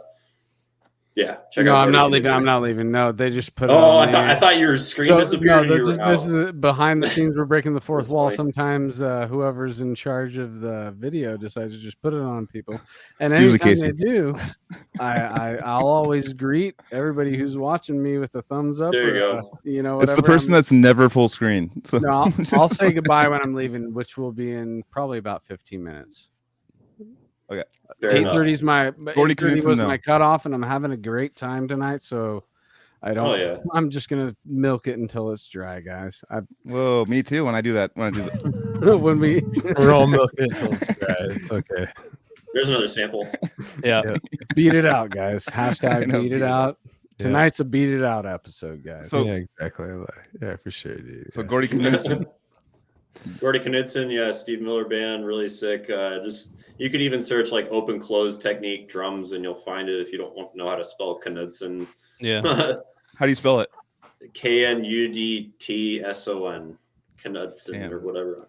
Did you ever fuck around with like the Lord Marco flying fingers kind of thing? I toyed with it like on the Brodequin promo. Like, if you go check out the videos of me recording those songs, like I did it on my left for snare on some parts, but then other parts I do the push pull. Eventually I just abandoned the fingers thing because it wasn't consistent enough at slower tempos. I could do it for faster shit where it's like just the twitch, but no control, and then I couldn't control it at those tempos, so I was like, fuck it, I'll just do push pull. I still don't have push pull with my left. I'm still on like a flying finger kind of technique on my left. I will say it's beneficial as fuck to actually know the finger technique to do push pull, because it is half of the equation. I'm getting what you guys are talking about. So there's a which finger is it? Would you call, like, if you're looking at a teeter totter and the center point, which one is the finger that you guys use? Oh, Brennan, he's got a drum kit. I was gonna say I don't have a stick here, but I can grab one right over there real quick. Because you're using the front and the back of your hand to teeter totter over a finger, right? Yeah, here, go to me. Well, he can do it too, but I got mine here. So wait, how do I? What's that? Oh, that's the little twitch. Yeah. That's so you're throwing. Is your ring finger like the dominant thrower in the back? Yeah, you can get rid of. I don't have any of my other fingers on, and I can still do it. Okay. Oh. But there's a good tech. Hannes Grossman says, "Oh, do it with every finger." And it's like super hard by the time you get to the pinky. That's cool. But so like a good technique to strengthen the hands to be able to gain control and with multiple fingers. Yeah. All right, Brennan's got a technique. So one thing that I saw too not that long ago is actually Chad Wackerman, who played with Frank Zappa and Alan Holdsworth for a long time. Like he was talking about how he was taught by Murray Spivak, and he had a certain technique that was like one of the foundational like instructional techniques and shit. So his grip, like fulcrum that he would talk about, is basically like, think about like you totally relax your hand, and then you take it like this and you put a stick in it. What's the first thing to grab it? Your middle finger and your thumb, not your pointer. So it's all from right there for him. I find myself doing that a lot, even for my push pull over here. It's like the pointer finger is not quite like the Lord Marco thing. There for support, but really it's not doing. It's not. It's different functionally from like the flying fingers. A lot of flying fingers stuff is like pointer fulcrum, but really kind of more naturally, it's right there with your middle finger rather than this. This feels a little, there's like some tension here, but like with this, it's how it would be normally. You know, like if you put a stick there, it's just right there. It makes sense because it's the longest finger, and it's between, you know, both sides of the hand where you can control it on either side of that finger. Yeah, and like the pinky thing as well is huge for like lower volume stuff, or I don't know. It's like Tony Williams uses his pinky a lot. I mean, there's times where he'd just be like fucking pointing, just like, you know, like. I mean, yeah, it's really good to have the finger control, like from the flying fingers technique to do push pull, but ultimately you want to get maybe away from the pointer fulcrum a little bit and just. And because we have a lot of listeners too, I know that we like to plug stuff in the beginning, but this is always something we always forget. But because you talk about School Rock stuff like that, do you provide lessons in any shape or form? Not right now, but like I'm totally down to. Okay. I actually haven't really considered like putting a PSA out saying it, but I definitely can. Like I could do the same kind of setup I'm doing right now over Zoom or whatever. Like if anyone's interested, you know. Fuck yeah. Hit up your boy. I think it's a cool little source of income for you guys who have, you know, the knowledge that you can pass down to the younger generations, dude. Doing what I can, yeah. I mean, I would put Brennan as one of the fastest hand technique drummers I've ever seen live at Chicago last year. It was just, I saw him before we played, and I was just like, "Hi, Joel." I'm not doing it. It threw me off a little. I just saw my face, and I was like, "What the fuck is my face doing?" Immediately, because you go in and, you know, you're like, oh, I got to be the fastest and hit the hardest, and then I was like, okay, I guess I'm just not gonna be the fastest. Like, I'll give that one up. Like, I mean, I'm not like tooting my own horn or anything here, but like going back to Alex, because we were talking about him, he saw me when we were playing. Reviled was opening for Suffocation, and so we were stoked as fuck because it's that show. Hell yeah! And we were pushing tempos and shit like real hard because we don't play to a click live or anything, but like. Alex had his phone and he had his metronome app as he does, and he's like, "What tempo is he playing?" He's like, 320. Okay, like I'm like, really? Yeah. Like, it doesn't feel like it at the time, but it doesn't when you're live, dude. But you know, the adrenaline and all that stuff that happens, getting ready to play for Suffo, that's going to add even more. And we got props from him afterwards, so I was like shitting my pants a little bit. I was like, you know, like. It was awesome. Really great show. And we got to play for a decent crowd, even though we were like first too. So that was pretty tight. Mike Caputo has a story about opening for Suffo and getting noticed at that show as well. Getting a nod. Get it? It's like a comedian getting the nod from late night. We're just getting like getting knighted. You're just getting knighted. And like, right. And everyone's like, all right, well, pay attention. He's got the fucking Michelin star for drumming. I actually got to talk for 15 minutes or so to Terrence. Like, I grabbed him a beer and shit. We just shouted it up. It was awesome. He's a great dude. Great guy. Love to have him back on the show. He was on episode 50, was it? It was the big 50. Yeah. No, touring with that guy, he's like that with everyone. He's very down to earth. He just he wants to hang out. He wants to talk to people. You would think like someone that's been in death metal that long would get like, all right, like I get it, but no, he's like fucking amped on it. He's amped on just people's energies and vibes. He's like stoked on it. Like he wants to share like the positive fun. That's what I was gonna say. He's always positive vibes, dude. Yeah, totally. He's always trying to just he's just, hey, dude, what's up, dude? Yeah. Totally. Like, And even if it's awkward, he'll make it not awkward. That's one thing. Like after touring with them a bunch, like he has a dude. Like and he understands that he's in a position though. He understands and there's like people coming up and saying stuff, and maybe you're nervous and stuff, and he totally lightens the mood and makes it cool. It's socially, that's a great tool to have, dude. Is somebody who can turn awkward moments into non-awkward moments really fast. Shout out to the sick drummer comment. Cole Ross, still my favorite Suffo drummer. Gotta agree there. Dude, Cole Ross, I saw Cole Ross with Suffo, and I had seen Suffo many a times, dude. And I want to say that Suffo with Gorguts at the Regency Ballroom in San Francisco, Cole Ross on fucking drums had to have been the most tightest, perfect Suffo set I because he was a drum corps guy. He was like a military snare drum guy. And this is another like shout out thing, but I'm sitting there with Matty Way. He was there that night too, and we're both constantly looking at each other like Cole Ross hasn't missed a beat.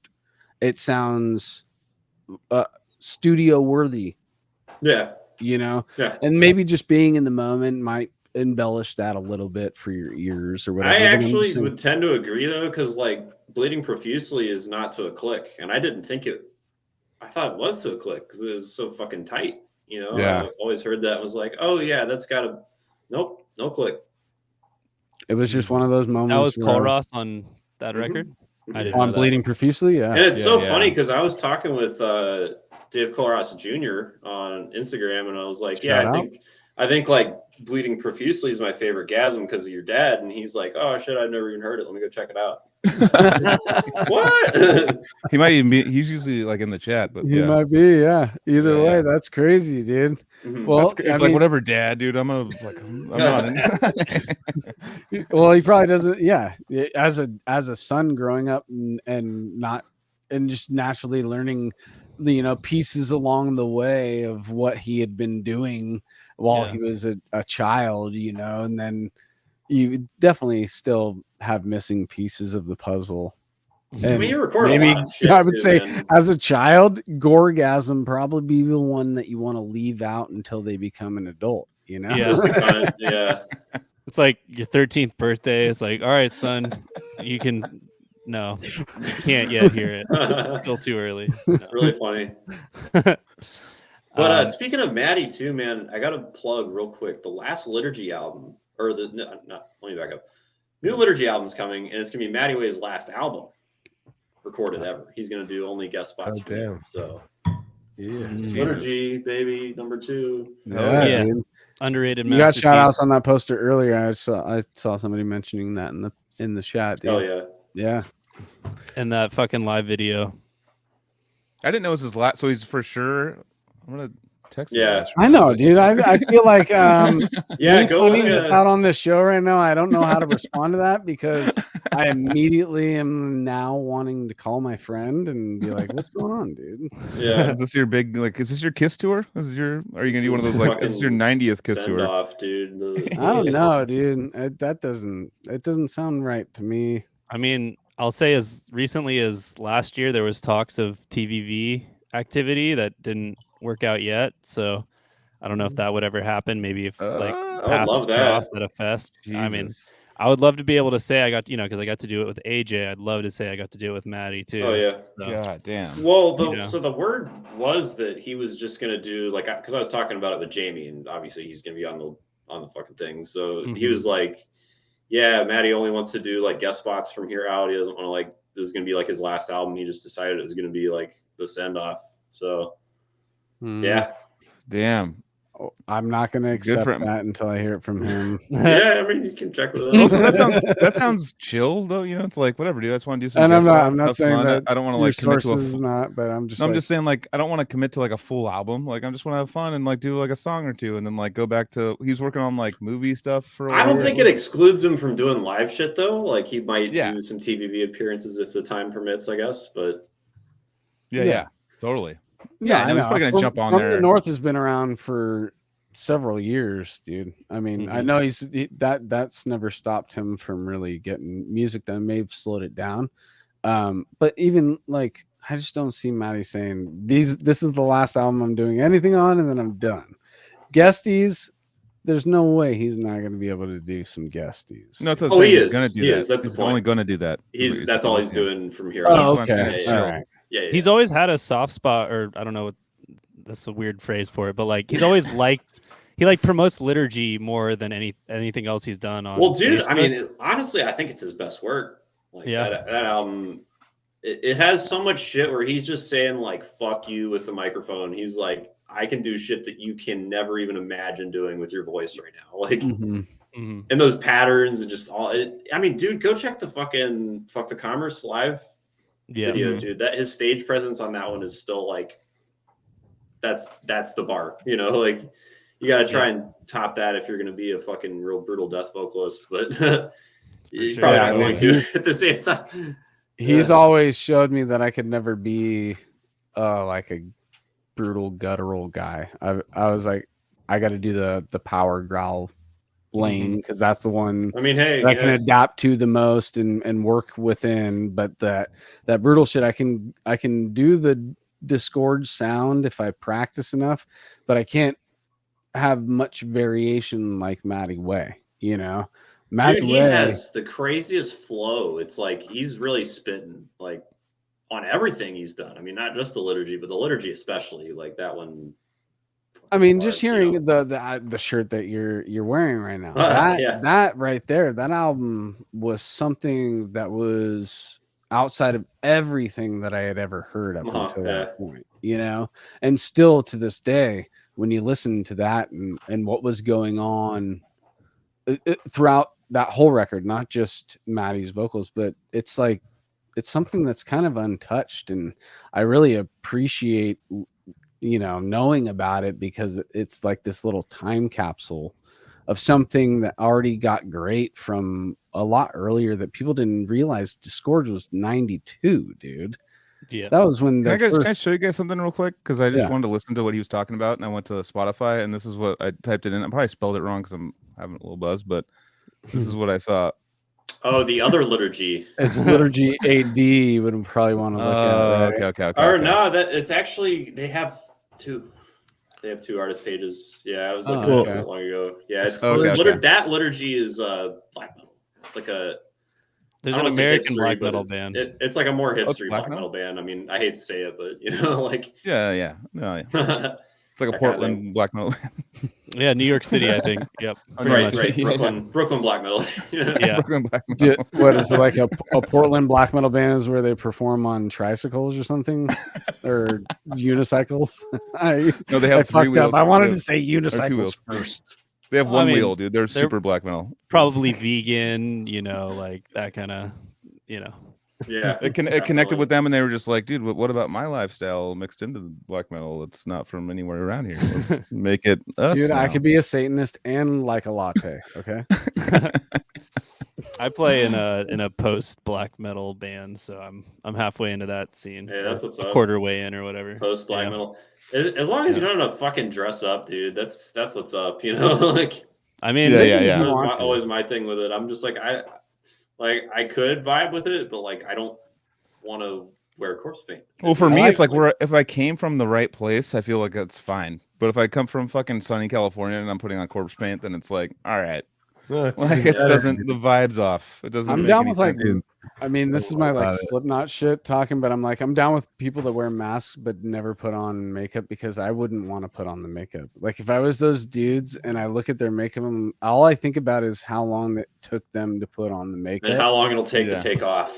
Yeah. Oh no, I've been in a dressing room with Behemoth and watching them just like I was just like, I'm like, damn, that's like your pre-thing you have to do. Like it's like put on a bunch of.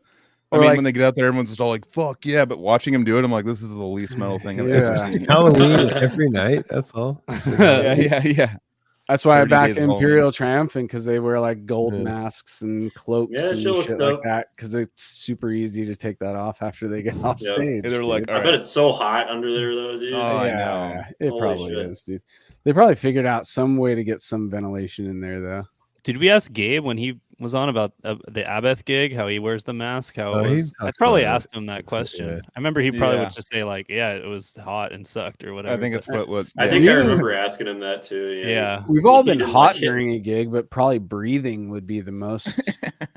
You know? Right. hot with like full ventilation of the face. You seen that you know? the video? The dude covered some shit wearing the Witch King of Angmar from Lord of the Rings and playing blast beats. Have you seen that one?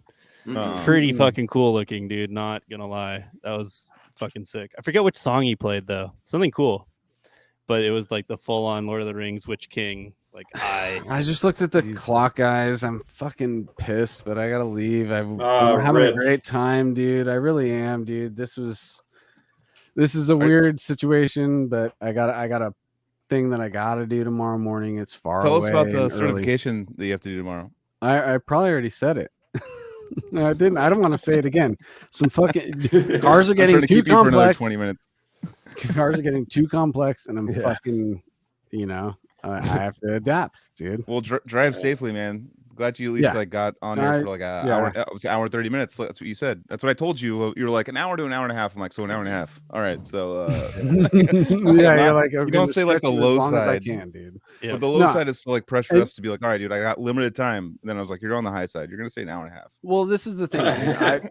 I haven't missed an official episode. I missed the album review for Incurso, which actually I still am like, fuck, why didn't I just pop in on that one too? But yeah, I love doing this every week with you guys. And I know this sounds like a wrap up because I'm fucking out, but you guys are going to still hang out with these dudes for the rest of the episode. I'm going to listen to the rest of it. Brennan, you're a great dude. I had a great time. You too, man. For sure, dude. This is great. And yeah, I love you guys in the chat, and I love you if you're listening to this post live. And nah, for real, rock on with the rest of these dudes. I love it. Yeah. I'll be here next week, and I won't have any weird shit in the way of it. I will be here for the whole time. But all right, buddy. Rock on, Take dude. care, dude. Rock on, dude. Drive safe, dude. Brennan, we'll keep in touch, dude. Yes, sir. All right, love you guys. All right, love you. Later, dude. Love you. Cheers, everybody. Let's keep moving forward. All right. Nice. All right. So I'm gonna just ask about Reviled and how that started. Yeah. So how it started? Are you not a founding member? Oh yeah. You didn't go through it. You didn't get there yet. That started. Let's see. We tried to really get it going in like 2016. Didn't really pick up steam until we got Austin, the guitar player, in like November 2017. We actually ran into him at that Bloodletting tour where Defeated was playing the Dharmata set.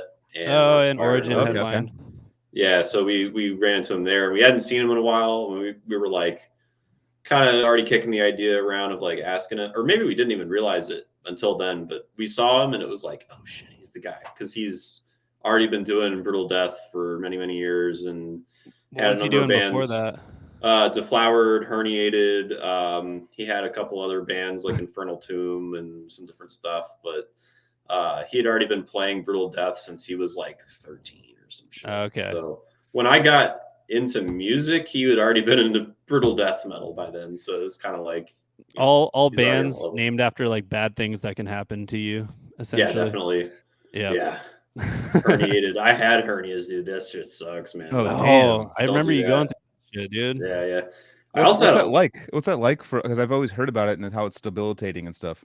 The hernias themselves really aren't debilitating. Actually, it's the recovery from the surgery that sucked, because I couldn't like move for the first 2 days without like excruciating pain, and then I also had a lung collapse. That was probably worse. That was a lot worse. Yeah. That was 2020 in the middle of COVID, basically like October 2020, and still time to have lung problems. Right. It took a couple hours to get all the shit they needed to like do it, because it was so backed up with all the COVID patients and shit. I was like sitting there like, I don't even want to do this anymore, guys. Like, let me just fuck out of here. And like, no, it was excruciatingly painful. So did it happen just out of nowhere, or did something? The collapse itself did, because it's people that are tall and skinny like me are predisposed to it. Just for whatever reason, the lungs have the tendency to like, what happens is like air will escape and then create pressure on the outside on the lung, and it'll gradually like kind of not deflate, but like it'll suck it in a little bit.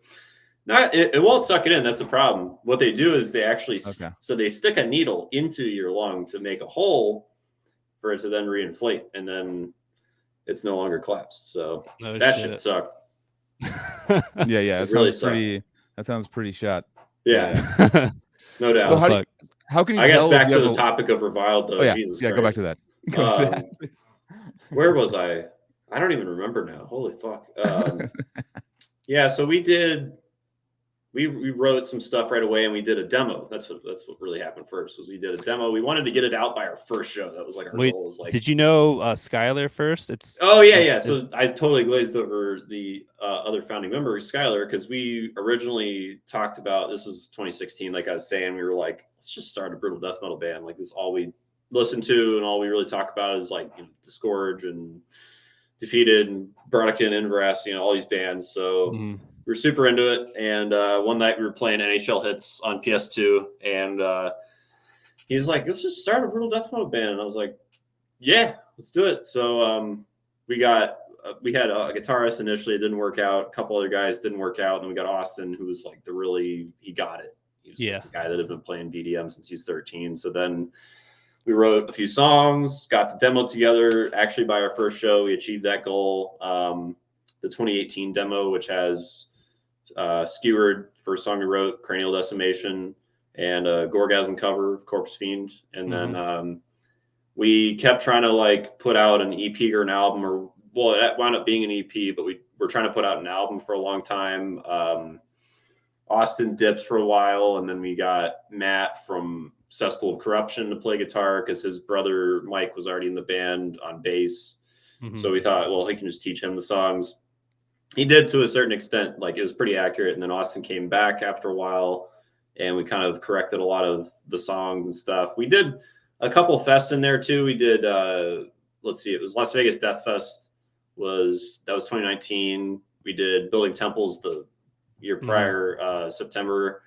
That was I saw Brodequin for the first time there, so that was really sick. And so then LVDF was probably the highest point for the band around that time. And ironically, when I was at LVDF the year before in 2018, someone had put on our demo outside on one of the PAs out there, and it was just on loop for like days. It was like 2 days, just 7 minutes of music over and over and over and over again. So I got a video of it, and I was like, who's responsible for this? I never found out. So that was pretty funny. Yeah, I mean, we did like different fests and stuff. We did CDF last year. Skylar puts on Gordon the Heart of Texas Fest. Also, serious plug there, because Brodequin and Reviled are also playing there. Condemned, Gore Infamous, Jasad, and Found Hanging. I think that Indonesian tour is on it. Yeah, it's gonna be a sick time. Yeah, everyone come out to Gordon the Heart of Texas Fest. Gordon the Heart. What are the dates on that one? So that's it's the end of September. It's the last Thursday, Friday, and Saturday of September. I'll say that. I don't remember the exact days, but I think it's the 21st to the 23rd. Okay. It's when September ends. Yeah. Pretty much, man. Yeah, I want to play that eventually, man. Dude, come play with TVV this year. Oh, fuck. Well, get Diego on the level with it, dude. Just come to it. We are.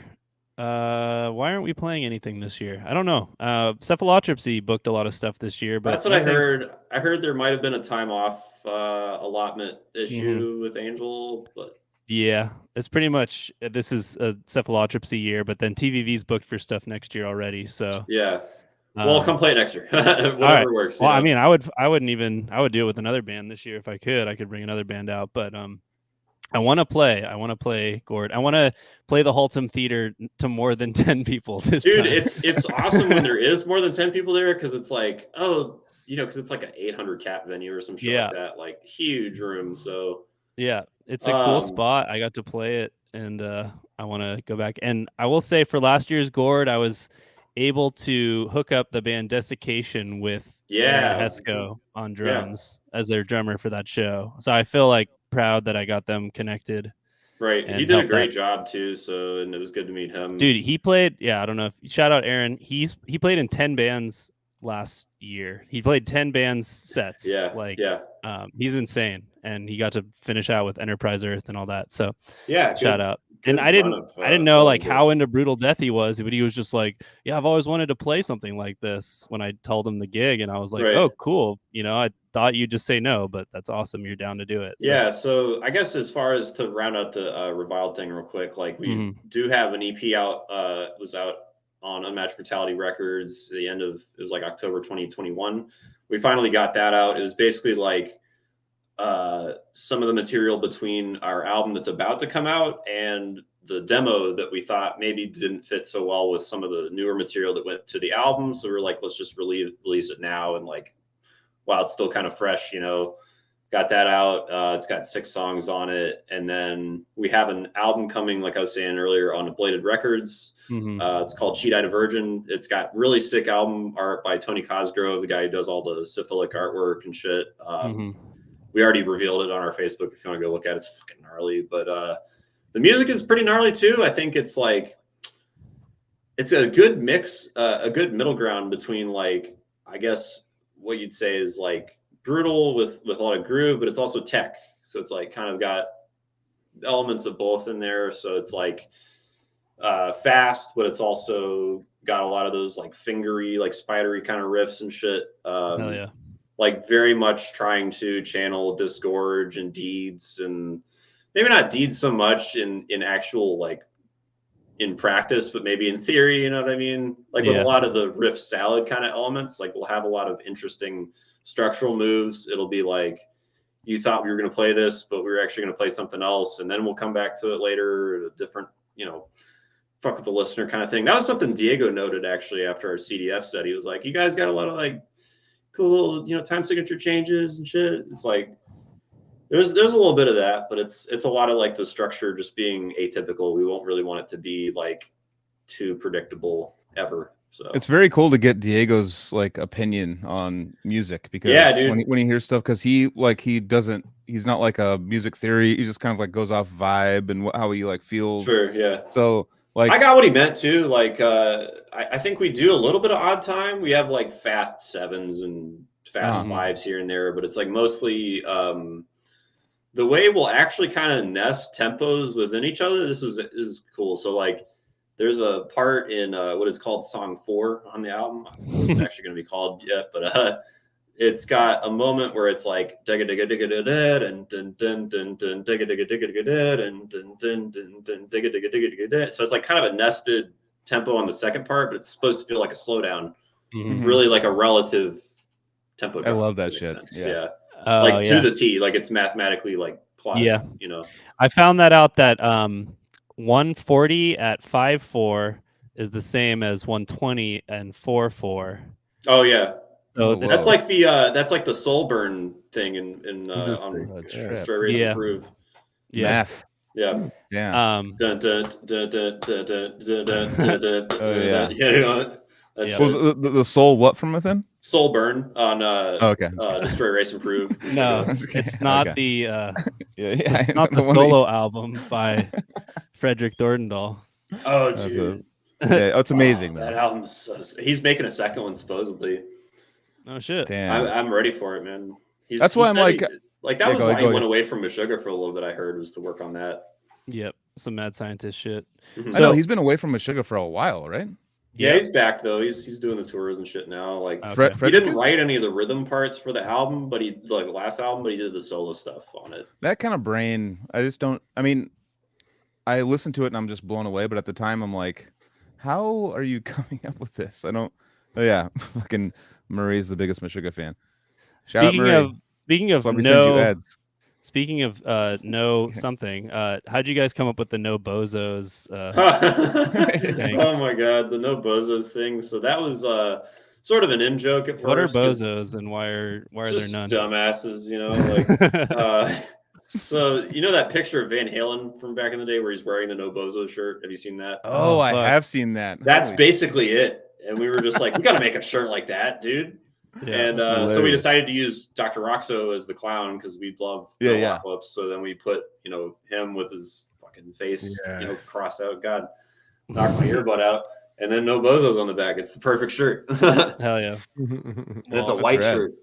I'm probably gonna make cool. like light blue, sky blue, and black variants eventually, but they're the ones we have still are white. So I could see that catching on. Just like people just going like, dude, I don't want any bozos around. Like, like it's like I remember when we toured with Veil of Maya once, they had a shirt that was just like it was back before Sriracha was like really the hot, no pun intended thing, but it was like they put at a shirt that had it was basically a Sriracha bottle that was said Veil of Maya on it, and it said Sriracha on everything, and I was like, I love this, I need this shirt immediately, and like that became more popular now, but it was at the time I was like, you guys that's John Trammell in the chat, Beast TXDM. He's actually the guy that said Bozo a lot because he was our bass player at the time, and like he said it all the time. So that's basically why we had the impetus to go ahead and make the fucking shirt. Okay. It just caught on as an in joke. So yeah, nice. I love those like inside jokes with bands and stuff. They literally live on in my life in like 15 years later. I'm still laughing at like inside jokes with like calling dying fetus crying penis, or I don't know what we're on tour with them. And it's like things like that. Like we always make fun of like bands' names and stuff, and they'd make fun of ours, and it was funny, just like these little like inside jokes that no one else gets, but you just love. Speaking of which, I might go see Crying Penis live on Sunday. I'm seeing him Saturday. I already got a hotel. Dan Kenny and stuff. Oh, you coming to the Anaheim show? Maybe? Yeah, John from Lafitte and I just texted me, and I think we're gonna go. And like, I guess Daniel obviously was playing with Aborted and stuff. Oh, sick! I've met Daniel in person, but he was on the podcast. Should I cruise up to that, dude? Dude, yeah, dude, it'd be sick, dude. Like, I was invited to go to the Friday LA show, but I would much rather go to Anaheim's show. It sounds like such an episode of the Californians on SNL. Like, I was gonna take the fucking 101. Yeah, dude, you know how hard it is to get to the Belasco on a Friday night, and I work till 6, so I can't go early. So. No, it's actually the one. I'm going to the UC Theater at Berkeley on Saturday. I got a hotel room for it. But they're like starting at 4 is when doors. I was like, holy shit! It's a big full on fest type tour. Yeah. It's like a summer slaughter. I was like, all right, let's do this. Hey, shout out to I can't see their fucking Sarah. Yeah. Shout out. Oh my god. It's Sarah Way. All right. Well, holy shit. You do all of it. I'll do when I'm not around. You do it. Comments anymore. We keep clicking on the same comments and it disappears. I don't click. Joel's got that.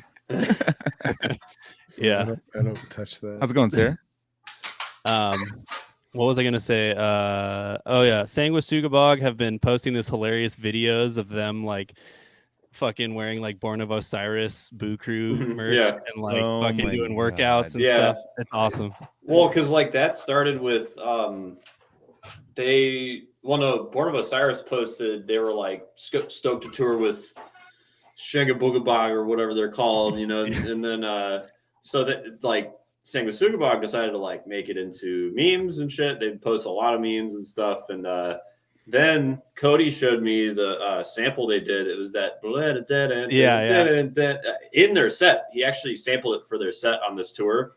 Oh shit! Because they're on the tour with them, and the first night the samples weren't working, but I think it might have worked on the subsequent dates. So that's really fucking funny. We know what this all is too. It's like a band like that, like Sanguisugabog. They're like an underground like touring death metal band, and then they're on a tour with Born of Osiris, and they have to like kind of make fun of it to be like, all right, it's okay now. Yeah, like it's kind of like because I know that seeing them live I saw them at Psychofest. They were fucking really cool, definitely different, but they're like an underground. Like I literally walked out of that. I was like, me and Chris Beatty, and I don't want to throw him under the bus, but we both walked out, and that was the most ignorant thing I've ever seen in my life, and I love it. It's like, I love how dumb that was, because it brought me back to like just old school, just fucking brutality with like VH 140C, just like it just brought me back to, and I was just fucking grooving the whole time. It's fun shit. Like out of that crop, I mean, they get kind of thrown in with them, but that crop of like OSDM modern bands, like the 200 stab wounds, yeah. They just they're fun, they're fun. I had a great time. Death metal, so yeah, it's one of those bands where it's just like an overdeveloped drummer who's like pretty fusion jazzy, can like kind of make it better than just like straight up dumb music. Totally, yeah. It adds another element. Like, Cody, you rad. Plugging guitars into basses too, bass cabinets. They're plugging their guitars into like bass cabinets. Yeah, and guitar they're running cabinets. the tool like an octave split and all this shit. It's fucking sick. I know. I was just still like, this is like disgusting, but like, and like kind of dumb sounding, but also brutal as fuck. Like, I was like, maybe like my defense mechanism of like, this sounds not like a really crisp production band, so I'm gonna say dumb now. But like at the time, I was headbanging the whole time. I was like, me and all the Beatty and all those guys were all just fucking getting down, and we were like walking out like with this face, like that was like the most ignorant rad thing I've ever seen in my life. Yeah, and like that's why they're exploding. You know, they deserve it. When this tour came out, do you remember the copy pasta going around where it was like stop putting death metal bands or death? Oh my god, deathcore bands. Yeah. I ruined my feed for like a day and a half, dude. So now it's come to fruition, and the way it works out is you just make fun of the part of the scene you're like hilariously tied up with. But I mean, did you guys deal with that when you guys were touring in like 08, 09, like bands like death metal bands and the fans showing up and not liking the deathcore shit that was also on the tour? I'm gonna say you probably did deal with it. Was it me or? Yeah, you and Casey.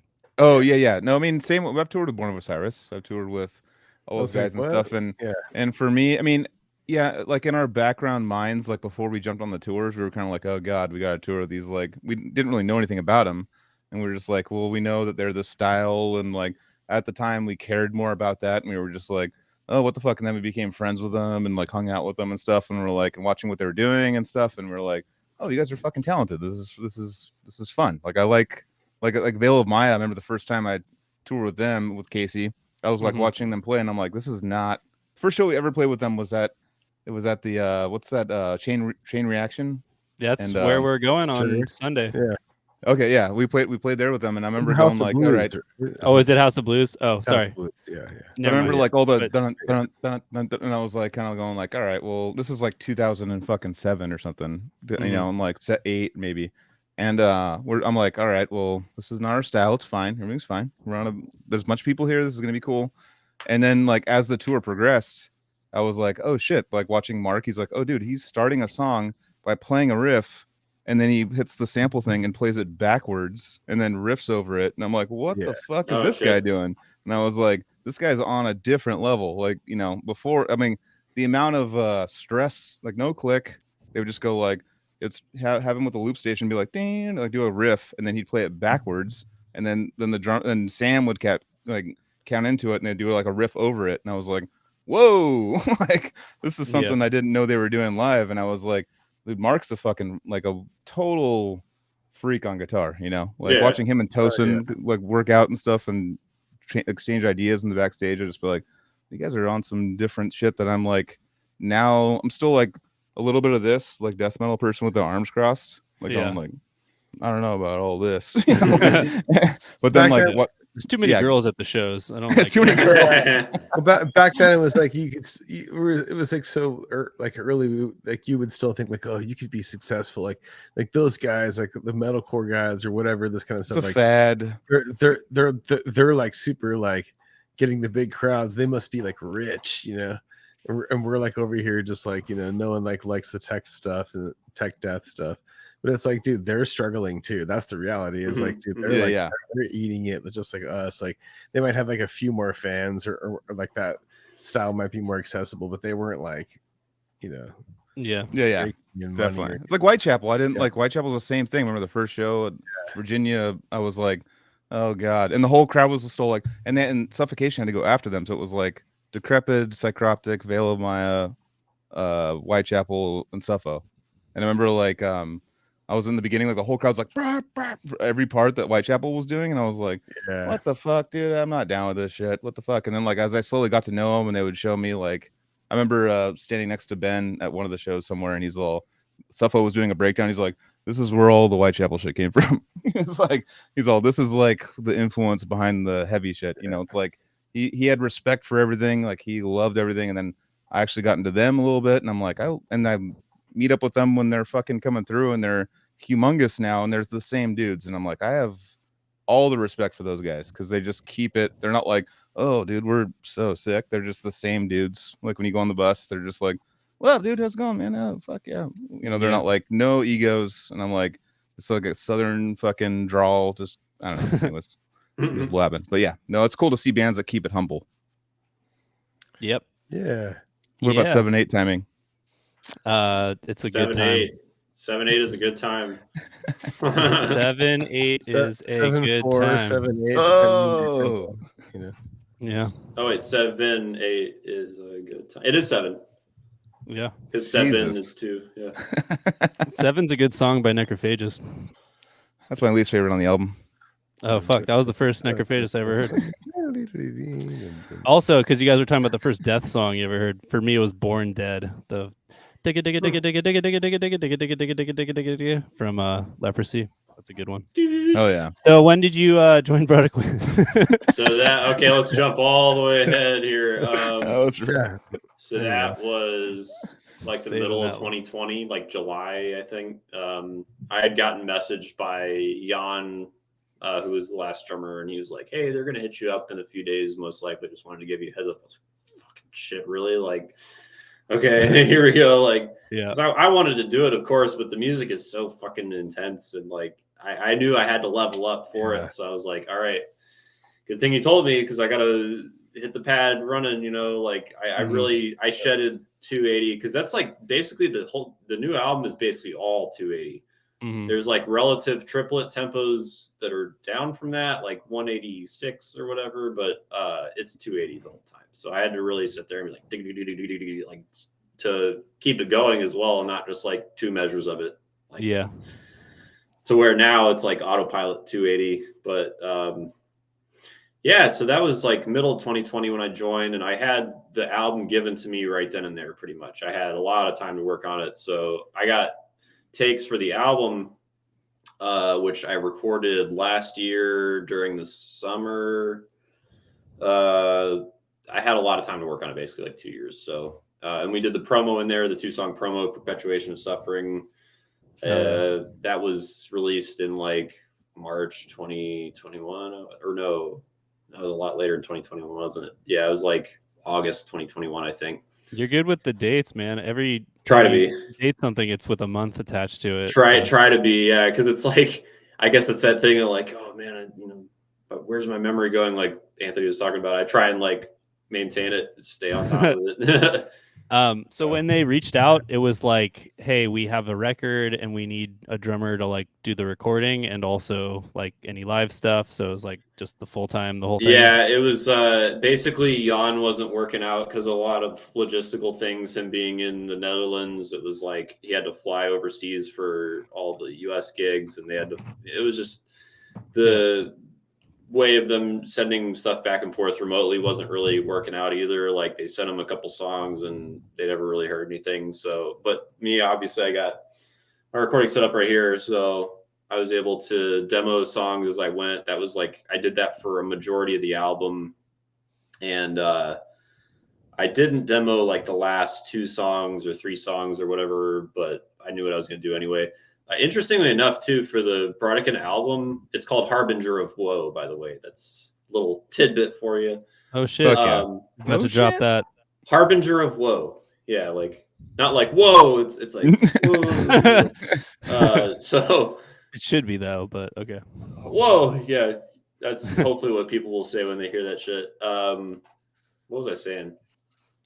Had a lot of time to demo it, record. Oh, yeah. Mike programmed drums for pretty much or all of it originally, and so I had versions with guitar only and drums and guitars. So I listened to his versions with the programmed drums and kind of synthesized a lot of it through my outlook or whatever on drums, and then it came out the way it did. It's a little tastier, but it's basically like a reflection of what he programmed, because what he programmed was sick, honestly. Like, best programmed drums I've heard from a guitarist maybe ever.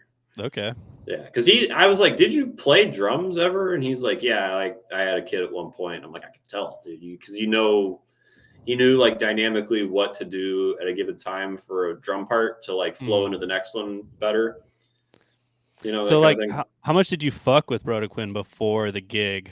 Pretty heavy. Like yeah. I actually had, because they knew about me because I had covered a couple songs already on YouTube. So Okay. I had done Spinning in Agony and Flow of Maggots. And Flow of Maggots, Jan had requested I do. So I was like, yeah, sure.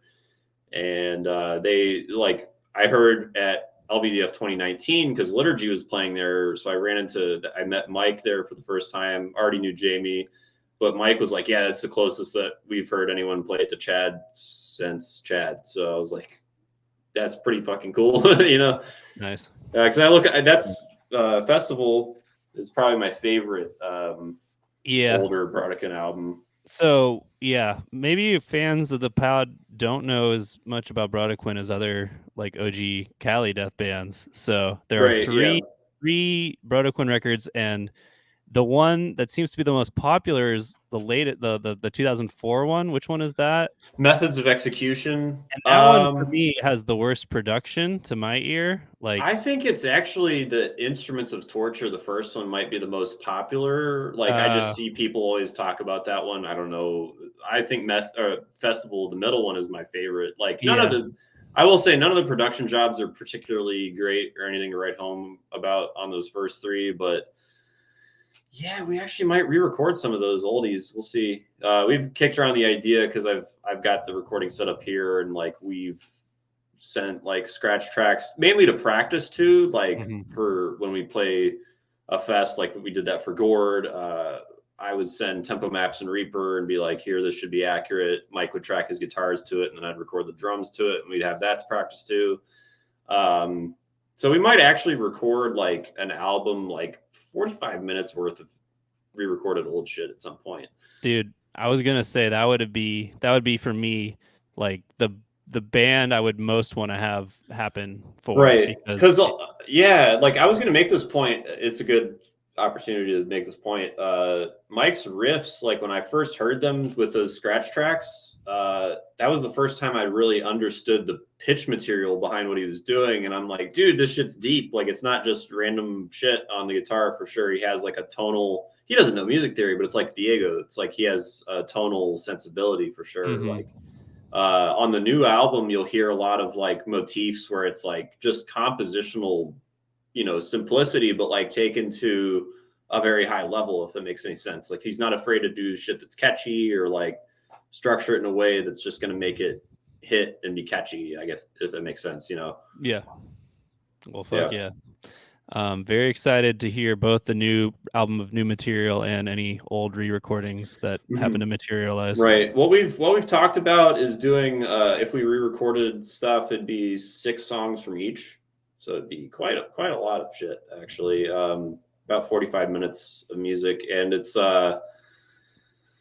just basically all the ones that we really want to do. We kind of took like a vote, what songs we would like to do most. And I can't remember all of them off the top of my head, but there's definitely a good enough percentage that people might be like, oh, what about this song? But not that much, you know?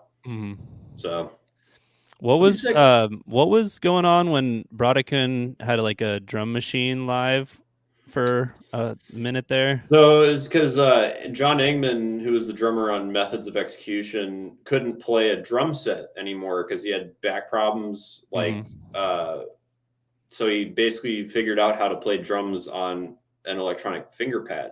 Yeah. So he was like blasting and doing all the same shit that he used to on a drum kit on an electronic finger pad. So I gotta say that video fucking rules. It's badass. And basically the reason he stopped doing it was because a lot of people were like shitting on him for it. And I'm like, no, dude, that shit was tight. Like I would say fuck those people because that is so impressive to me to be able to play a Brodequin set on it's a drum almost machine. Harder to imagine doing it. Oh shit, someone said he got death threats into that. That's pretty fucking gnarly. Yikers. John's a good guy. Nobody take him out, please. You know, like Yikes, it was sick though. Like the finger drums, it's honestly like harder to imagine than just drumming those parts, which is already hard. So you're like, like fuck that, you know. Apparently people hate fingers, dude. I mean, also too, remember when we were on tour with Cryptopsy, we were gonna play France and stuff, and because the new album was so much different, we couldn't play because of like bomb threats and like we had because they changed their sound some sort of threat. Oh, because of the Clean Unspoken vocals. King album. Yeah. They just Jeez. released it on. We were on like in Europe with them, and they just released it. And then people were just like, "Dude, you can't come here." Like, wow. damn. Yeah. That's how it was back then. It was so dumb. It was like, so like we were touching on that earlier a bit, like with the metalcore and everything. Like it was so like, oh, you like that? Like it wasn't just like laugh at you. It was like that's not cool, man. Like, it was like so stupid. It was. And if you were to bring someone off the street that was like like kind of new metal, but didn't really, but like you threw them in, was like, what do you think about this band versus this band? They're like, oh, it's the same, dude. You know, like if you brought like someone that didn't know about metal, they'd be like, oh, I don't know, it's like the same. Yeah, I try and maintain that perspective when I think about like how small we are. You know, like Dude, all this shit, like. And as we get older and stuff, it's like, I mean, for me, same. I've opened up so much more to stuff. I'm like, let me hear like what they're doing. Okay, well, the drums are sick there, the guitar's sick there. Like, it's not like, oh, dude, it's not fucking like shredding Spawn Possession. All right, well, let's go. I mean, fuck it. You know, it's like that classic story of that Cynic tour, that first Cynic tour with Cannibal. Yeah. I was just watching the Berkeley show from that tour on YouTube last night. Shit's so sick, dude. So sick. Where Sean's sideways on the stage and you can see everything. He do that a lot on tour. They'd always be like, when I even saw him like 2008 or 7 or something, and he was on the side, and I was like, God bless that man. Rest in peace. Yeah. Oh, yeah. And Sean Malone. Holy shit, dude. Yeah. 2 legends. Yeah. No, it's crazy. It's totally crazy.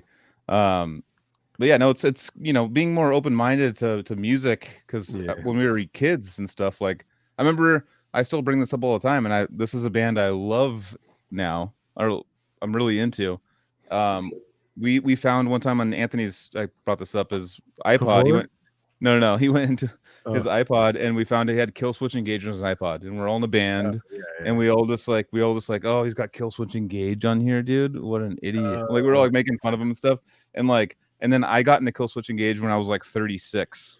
Do you remember what song it was or anything? Or no, I mean, I just thought on his iPod or what I got into. What Kill Switch song he had? Yeah.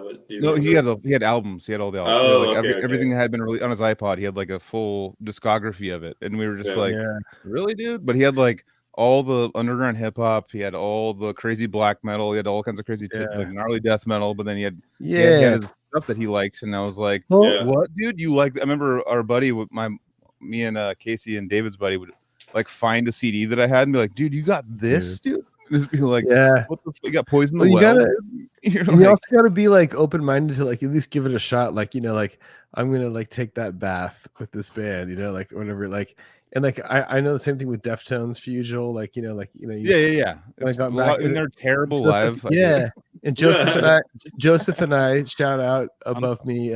He saw live. We saw Deftones together live, like at Ozfest, whatever, 2017 or whatever it was, and we saw Children of Bodom and shit, and all this shit, and Ghost and all these bands. But anyways, the point is that we were like Deftones, like, dude, like Joel really likes this band, like a lot of you guys, and I mean, I really tried. Really tried. It wasn't for us. Live. I mean, they were good. Like, live. We were just like hearing Ozzy now and being like, it's the first time I hear Ozzy, and he's like, well, also like we don't know their over and dying. We don't have a context of like we're not like that's we're what not it is. Fans of like it's context. Originally, so like it was hard for us. Like, give it a shot. If I heard that shit, I wasn't into it. I would hate it. But you gotta like be open minded. Just like, okay, it's just music. Like. So for me, like, I mean, like it's like listening to the songs and stuff, and then like when he performs them, I'm like, all right, that's not what I was thinking, but it's all good. Like, like it's not like he'll like go a little too crazy on the vocals and stuff, and I'm like, all right, well, you did it way better in the studio, and it has a vibe to it. I remember actually because Deftones were part of my new metal thing, and then I got over them, and I was like, all right, no more. And I remember like we were on tour with like Animals Leaders, and I remember on a bus they were sharing with Veil of Maya, Tosin was like, dude, the new Deftones the one with the white owl on it, Diamond Eyes.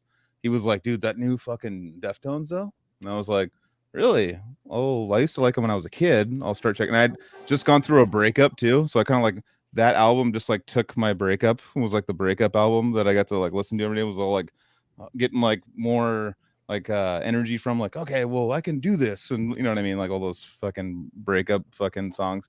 And that whole album was that for me. So on tour I just listened to that nonstop, and I was like, and it finally clicked with me, and I was like, oh, I get it. All right. But it wasn't like hearing it for the first time, like, oh, this is sick, dude.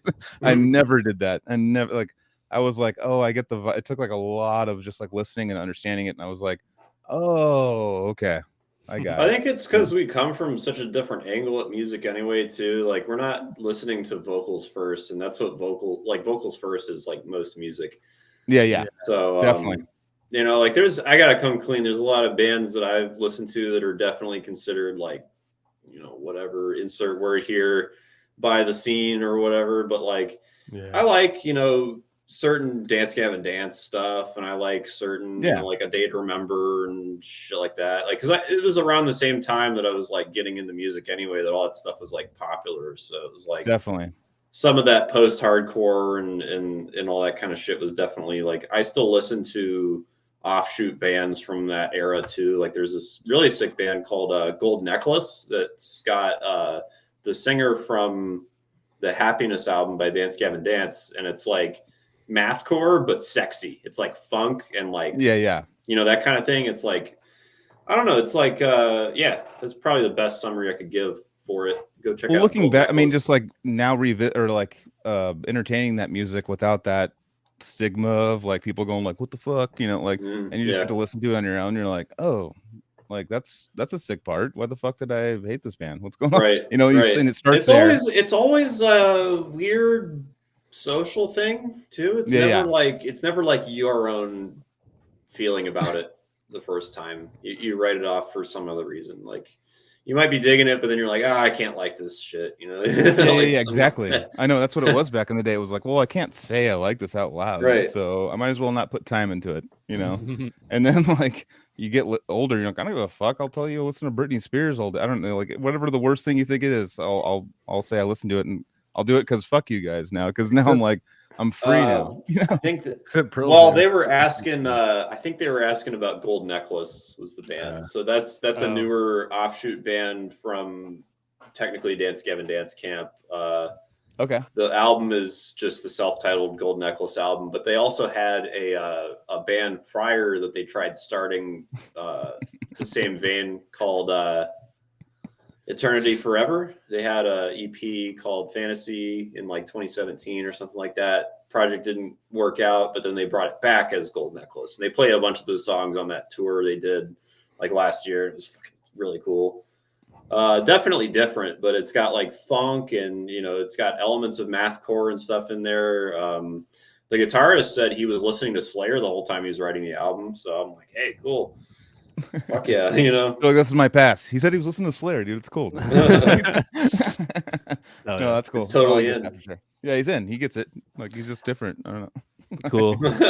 I want to just get a little more Brendan Easter eggs out of here before we're more done. tidbits. You were prepared to do a tour as the drummer of Disentomb. Is that true? Yes, actually, this is a fun tidbit. So I was supposed to do the tour that they were going to go do in Europe with Cattle Decapitation, Internal Bleeding, and Gloom.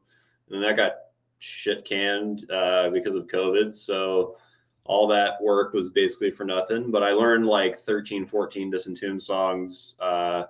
I even have a video on my channel if you want to go look at it of me playing all those songs from that set that we were going to do with just the click and guitar track. So, it was like a mix of stuff from like The Decaying Light and Misery. And then they had like one or two old songs in the set from the first album, Sunken Chambers. And they actually hit me back like year ago or something like that. It had been 2 years basically because COVID kiboshed all that, and then I didn't hear anything from them, so I like didn't work on the music. I just let it go to shit. I didn't remember any of it. So then they hit me up and were like, could you do some stuff? And I was like, oh no, I didn't know that you wanted that. So now Henry's doing I thought he was going to do it full time. That's what the impression I was under. So that's why I like didn't work on any of the music anyway. And it's fine. It worked out. I'm doing Brodequin and stuff. So yeah, but that was going to be sick.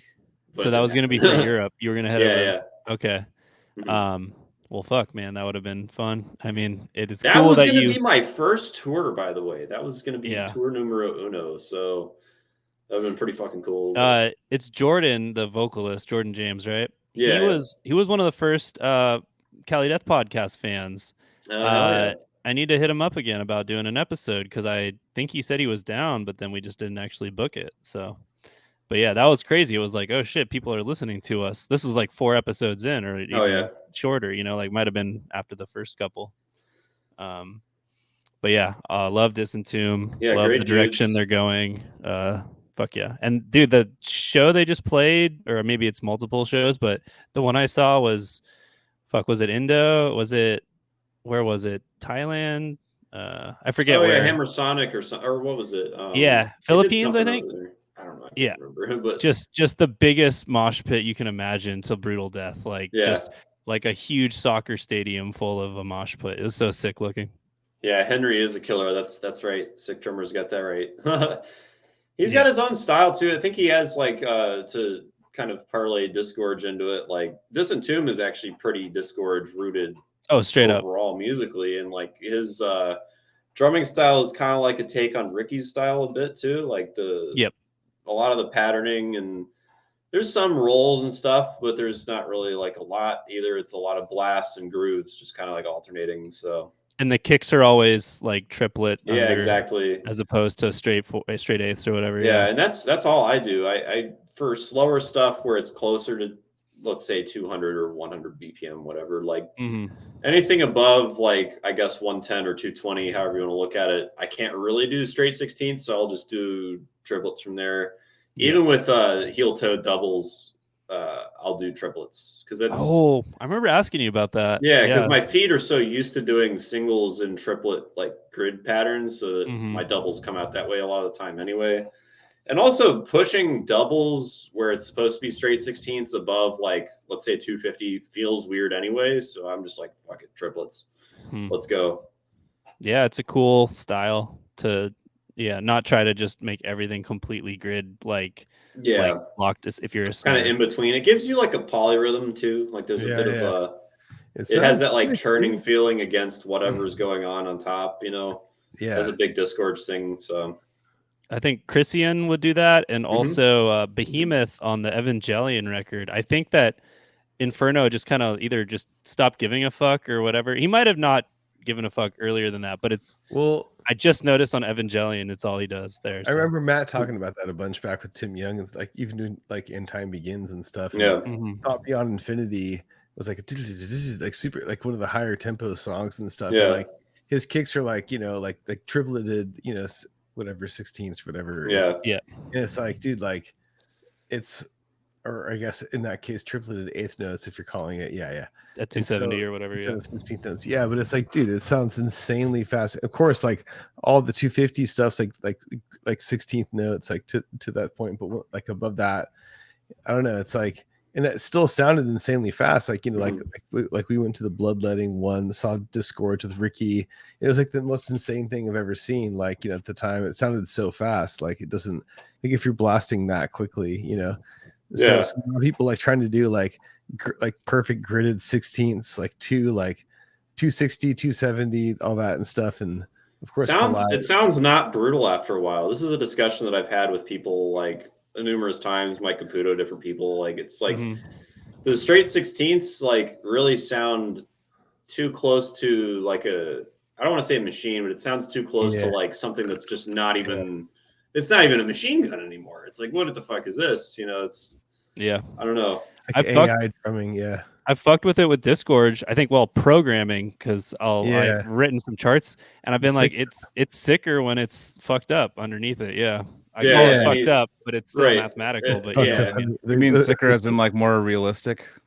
Can be, Not even like not even just that it's more realistic, but I think it just sounds cooler to have. There is a cool sound with just like the hands doing the eights and the kicks doing the tripleted eights underneath. Yeah, it's like that polyrhythmic kind of thing. It does sound sick. And Christian and even Derek Rowdy talks about it, like on King of All Kings and stuff. Like there are times where that happens at like 260 beats a minute or whatever, like above 240, 250. Like, you're not really going to hit the straight 16ths at those tempos anyway. Yeah, like, and no if you do, tell, then you're sick. But like, it's almost like people can more tell like when it's gridded to it, like like when it's quantized and gridded, like like or edited, and it's like super fast, like it's like okay. Yeah. And I feel like like back in the day it was like Callias was the only person who could actually like right, like, okay, that was the guy who can really kind of try to like nail that in at that tempo. And then like but I think then I guess a more like maybe a more modern example is like Dave from Putridity. Dude, I know he can hit those tempos. That's why it's like whatever, the album might be quantized, but like he can pull that shit off. So and then there are guys that can do those tempos now, like at single strokes or double strokes on their feet. It's like insane. Like it's like super weird. It's you like, think the future is like because of now there's the quantization, that's word, of music and stuff like that, that now there's going to be like you have to be like a certified drummer that goes through a recording studio that does do that, and now you have to make sure that you have the certification that you actually played it correct, like you did it. I think it's silly.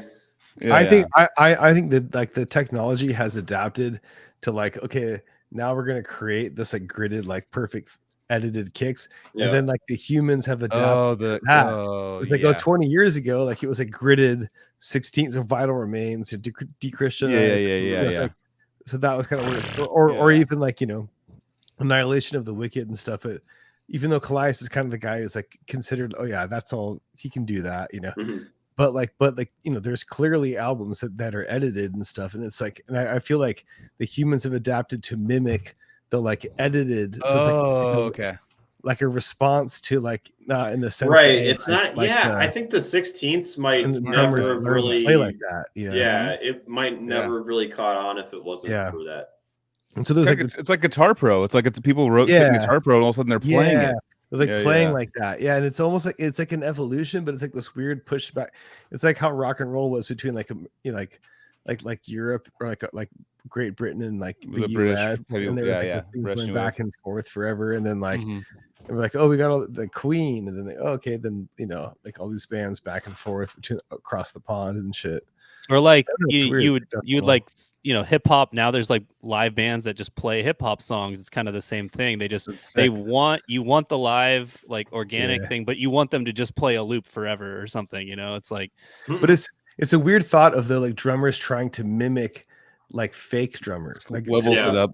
Drummers trying to mimic, because I had to do it. The Decrepit Birth, like I got to mimic like. I mean, it's not a secret, like edited drums, like like these drums are like to a grid. At least that. Let's just say that. Like when we drums, did, when we did the Lucy record last month, we went like 2 bars at a time. Like I played as hard as I fucking could. I'm not a strong drummer. Bars, so I just got as maximum velocity until I couldn't keep playing, and then we just did that for 2 bars and then went 2 more bars, and then you're gonna have, but what Casey's kind of getting at is like you're gonna have that as like your grid now, or like your album to practice to, and then you're gonna start having to fucking do it, because already I've played those songs and it just comes out like way sicker now, like because I know what it's supposed to be. It's kind of put together, and I'm like, I can just play that now a little bit more. But I mean, all of us like death metal drummers have like all tried to play, opening the gates like ourselves, like a practice or something. You're warming up, you're like, okay, trying to like when Gateways of Annihilation came out, like that was like we all that part, dude. That's got to be like, can you do it live though? Can you And then there was like other like we would like mimic that stuff, like, oh, can you play Black Seeds of Vengeance, or okay, later on, or Annihilation of the Wicked stuff, or can you play Hate Eternal, Conquering the Throne shit, like it's like that's all real, like but at the same time, like there was this crossover point where it just became not real. Gateways actually wasn't real, believe it or not. That's the first album I heard that it was like, they actually really did some fucking gritting. It's pretty clear. Dude, Santa Claus is real, dude. Right? It's like Easter Bunny, dude. What are you talking about, dude? It's not real. I was a kid though, hearing that though. That changed my whole life. That was hearing one of the those first speeds. ones that was like that, right? Like yeah. Because I remember seeing that Roddy was talking about it, how it was like, this is the album that is like, oh, here we go. That was the start of the editing. And if they did it, it's okay for everyone to do it. If Morbid did it, then it's Mhm. gay. Yeah, now it's okay now. The Now, gate, yeah. the gate's open. Opening the gates. No shit, dude. Literally, That's the song. I know. Literally, Jesus. To fucking God. cheating. End of all Cheating is clause. brutal now, guys. We can cheat. Yeah. Jesus. But I will That's say crazy. I'm planning on doing like playthroughs of all the T-Law songs and I like the way that I sound when I play them live. Like it doesn't have to be ultra quantized. Like we want that because that's like the product, but then we want there to be this like open kind of sense of being able to play it in a different style or have it be a little slop or whatever. And slop, like you start to appreciate slop. Slop is Yeah. like stinky cheese or something. Like you might not like it as a kid because you want everything locked, but then you're like, oh yeah, I like stinky shit, like yeah. Well, there's a beauty to like having the album that sounds really everything's perfect, and you get to listen to the album, and then you see it live, and you get to see him play it like with some like human like errors and stuff, and it makes it sick to me. Like I like that, actual human stuff. Because that's something that we. Oh, sorry, Casey. I was gonna say real quick, the Reviled stuff we want to do in the future, like without a click.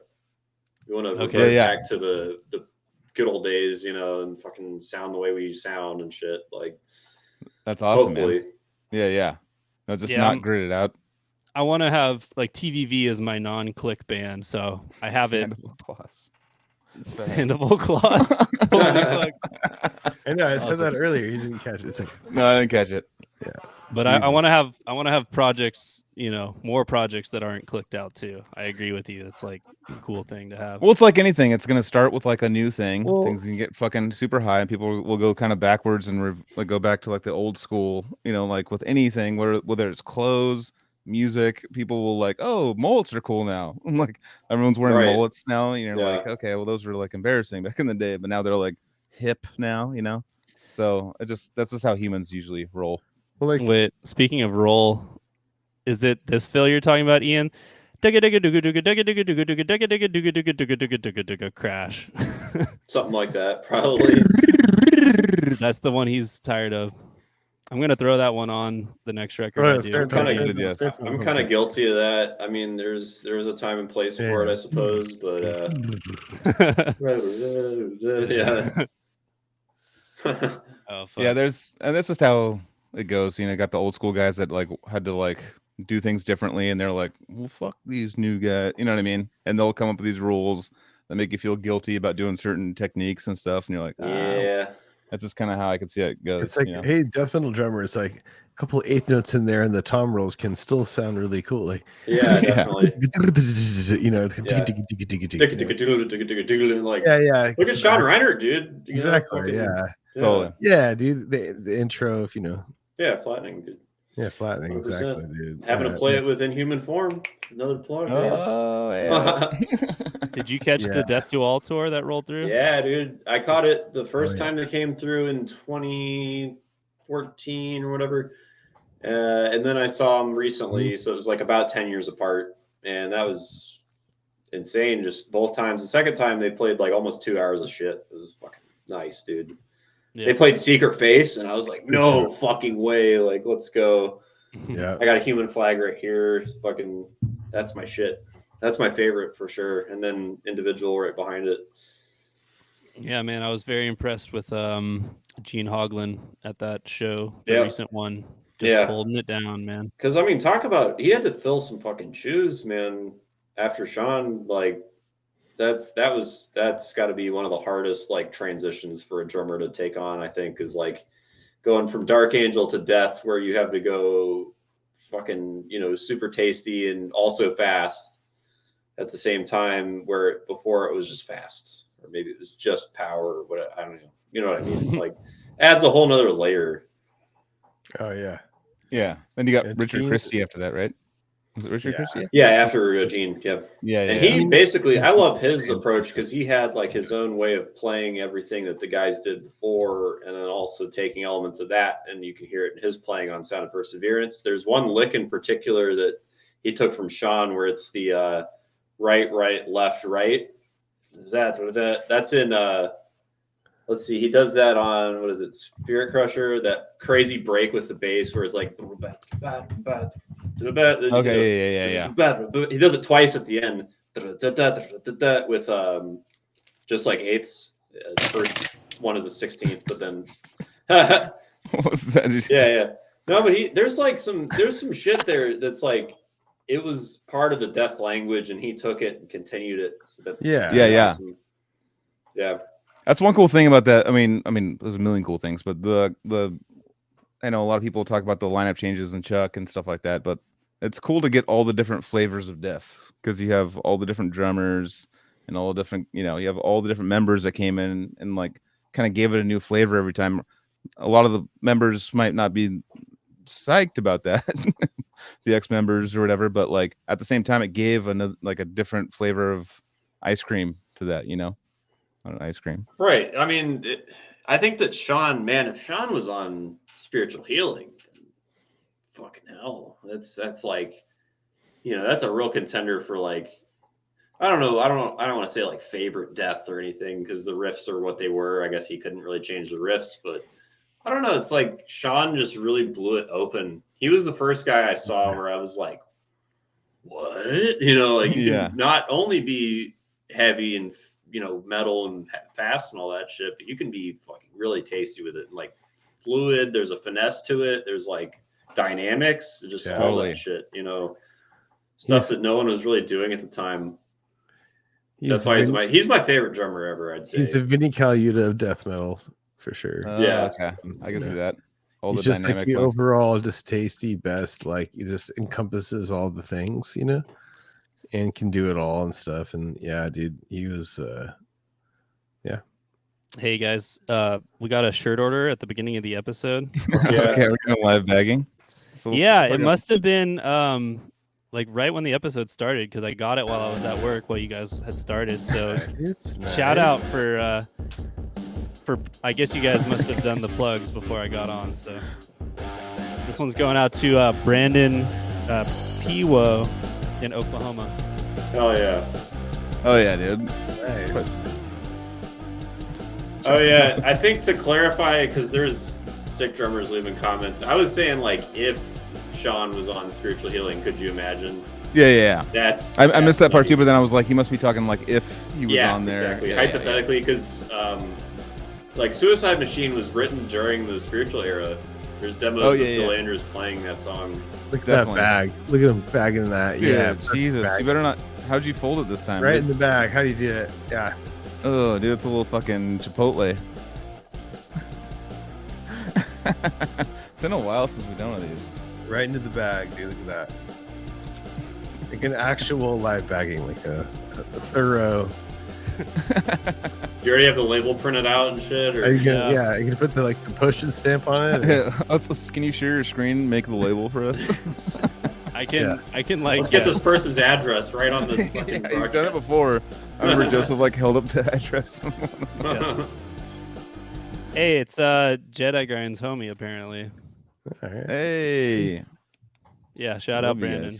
The shirt. I'm gonna seal it right now because I know it's a large. Ian wants you to kiss it. Kiss it.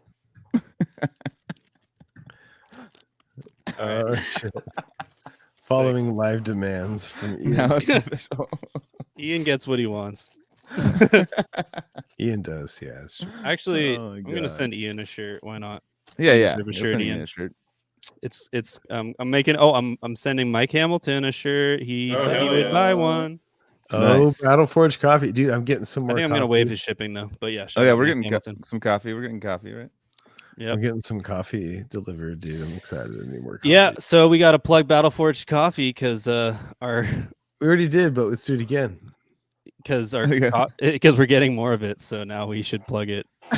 I need to get some. It's staying in the rotation. Yeah. Well, fuck, guys. Anything else you want to plug or spotlight, Brennan? Well, I guess one additional plug. It's not really like happening yet, but I've written a solo album. I'm gonna like record the guitars pretty soon.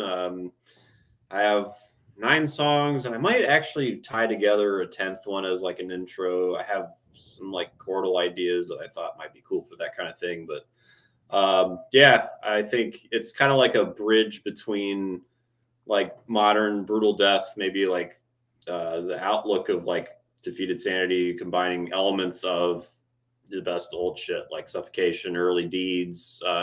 Disincarnate is actually probably my biggest influence on guitar. So in the riff department, there's a lot of shit that you might hear. You're like, oh, it's kind of like maybe a James Murphy riff here and there. I might actually get him to guest solo on one of the songs too. We'll see. Oh yeah.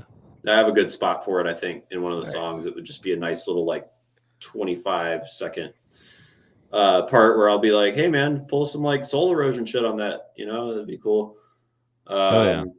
Yeah, and I wrote it over the course of like last September to February or March, somewhere in there, when I was just not working on schoolwork and shit. So yeah, I'm pretty happy with it actually. Like, I think enough people will be like, oh shit, it's not just like he just wrote some bullshit. Like, it's actually well composed. You know, it's gonna be pretty good, I think. So fuck yeah. Tentative. I'm not sure 100% on the name. You can let me know what you think. I was thinking of calling it Acuity. Okay.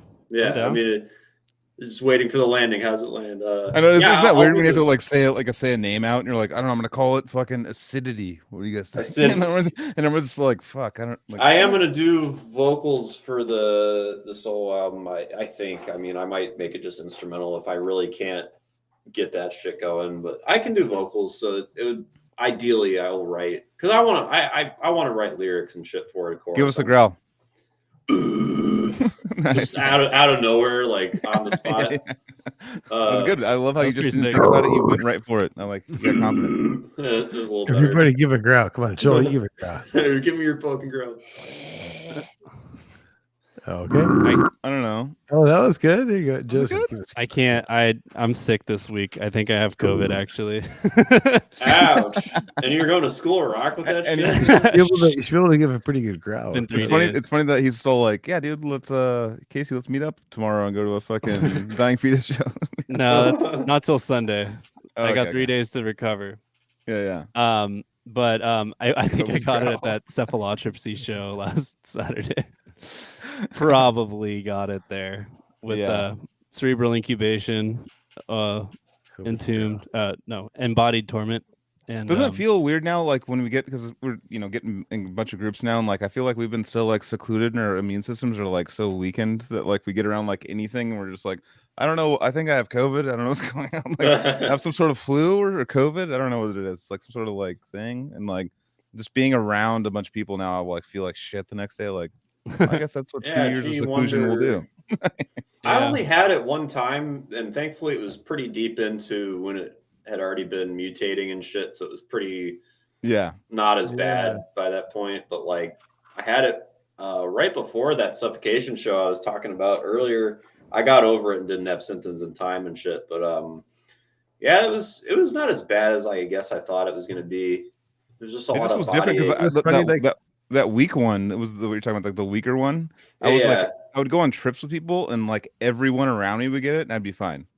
And then the weak one came around and just fucked me up. Like, I got like 105 temperature and was just like hallucinating, so weird, and like it was like it was hilarious. It's so weird, man. I still have some COVID tests around, but like you had the bunch, and I got sick so many times over those few years and like never tested positive. Then the one time I got it, it was like tested positive for so fucking long. I was like, God damn it. Like, yeah, that's the thing. Because you're like ready to go out. I was like be in your system like for like so even after long. your symptoms are done, you know. It's crazy. Lingers, yeah. I was like, I really fucking got it, dude. Like, Jesus. Like, you get the flu and shit, and you're like way sicker. It's like, whatever, dude. It's just the flu. Yeah. It was like before all that, I was like, these tests aren't working, or like, what's going on? I'm sick like multiple times. And then when I got that one time, I was like, oh, dude, yeah, no, I totally have it. Like, I think it's May 2020. I have a video that I took when I had to go through the drive-in like tests and stuff. And like that was like this long, and they're just like, oh yeah, it's like touching the back of my throat, and I'm like, oh, I'm like and they're like, oh, it's another nostril. I'm like, Jesus, dude. I kept registering for those tests, like the PCR, whatever the fuck test, like the you know, and then like they fucking kept giving me the regular one. I'm like, I have those at home. What are you doing? And they like never. I was like, what the fuck? Like, I want the like crazy shit. Oh, you wanted to quit? I hated that. That was Dude, like, like, they touched the back of my tongue. They touched Yeah. the back of my tongue through my. I heard my that nose. I went to the doctor one time. It was actually at a hospital too. They it was when I was dealing with the hernia and shit. They did the COVID test on me, and they only put it like right up in the you're like the that's first like part of the nose. the tip of your nose hairs. You're like, they're like, yeah, that's all you really need to do. All the people like jamming it up there, you don't have to do that. I was like, what? Yeah, that's a PCR. It's a different. Everyone's getting their fucking nose hurt for no reason. Like, I just had strep throat, but I tested negative because she like I kept vomiting or almost vomiting when she got like too close, and she was like, and she didn't give me antibiotics leaving, and it just kept getting worse. I couldn't drink water for like 2 days, so it was like I was like fighting water, and it was like every time I had to drink water, I had to punch the wall, like punch something, because it was the most painful thing I've ever. It was like razor blades, and I was like, "You're not gonna give me anything," like. And I took it. They finally did, and I took it within 5 hours. It was like I could drink water. I was like, "You motherfuckers!" Like, we have great healthcare here, dude. I know. It's awesome. Where are you living again? Huh? What state are you living in again? I live in Texas. I'm in Dallas. Texas. Okay, yeah. Gotcha. Cowboys. I'm just kidding. I mean, actually, I was born in California. That's the funny thing. I was born in Walnut Creek. So where you know, Nico and fucking Matt Kilner from. Yep. Yeah. A lot of bands came from that area. Like, I mean, Zenith Passage kind of like started around there, I think. The Red House was the venue. Red House. Yeah. I wouldn't know.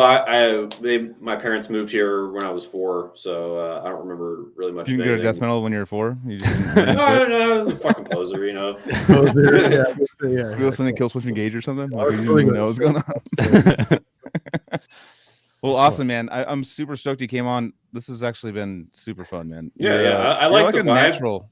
You're a natural, like a podcaster, like hang out and talk, and like I can tell, like your rhythm's good. So you're good for a podcaster. The timing is right on. You've been keeping time great this whole episode. Yeah, you definitely are. Rolling into punches, you know. Definitely. I actually did a podcast with my buddy not that long ago, Anthony Ramos. He's a comedian around here, and he had me and Skylar from Reviled on, and that was so fun, dude. Like, it made me want to do more. So when I got hit up for this, I was like, hell yeah, let's keep it going. Yeah. Maybe I'll start a podcast. Do it. Maybe do it, man. Texas Death Podcast. Also, it like helps your scene too. It helps, promote your band, bands around your area and stuff. So like if you're into the scene, you want to help people out, like it's cool. Yeah, that'd be awesome. We'll see. Can we have you do a little plug on the Chicago Domination? Oh, definitely. Fest? Yeah. So Chicago Domination Fest, man, is this year in particular is probably the best fucking edition of it. I mean, they got Regurgitation, some headliners I can't talk about yet. Cephalotripsy, there it is. Vile, fucking Torso Fuck, first time in 15 years. Brodequin, Reviled, I'm playing both my bands there. Analepsy, some fucking crazy shit on there, man. Some bands that's like, you don't really get too many chances to see them. Peeling Flesh was going to play Gordon the Heart of Texas Fest this year, but they had to drop. So, yeah, Cenotaf's on it. It's on my birthday, by the way. FYI. It's on. I remember seeing the actual dates. My birthday is July 27th, and I was like, what the fuck? It's like literally starting on my birthday. Like, and Dark All Slaves from France. Yeah, I forgot about that one too. Putridity, of course. How could I not mention Putridity? One thing, Joseph, I put you on the hook in the beginning of the podcast. That link I put for the contest thing, I said it would be on the Cali Death website by tonight. By tonight? All right. Doing it. But it's not being posted till by this morning, so we could probably. Is it Zenotaph or Cenotaph? I always said Cenotaph or Cenotaph. I say Cenotaph, but I mean, whatever. Necrophagist is one of my favorite training bands, so I don't know. That's how I used to say it too, actually, until someone was like, "No, dude, Necrophagist." I'm not looking at the comments. Mm-hmm. What's this? Anomalous is working on a re-release. That's true. Yep.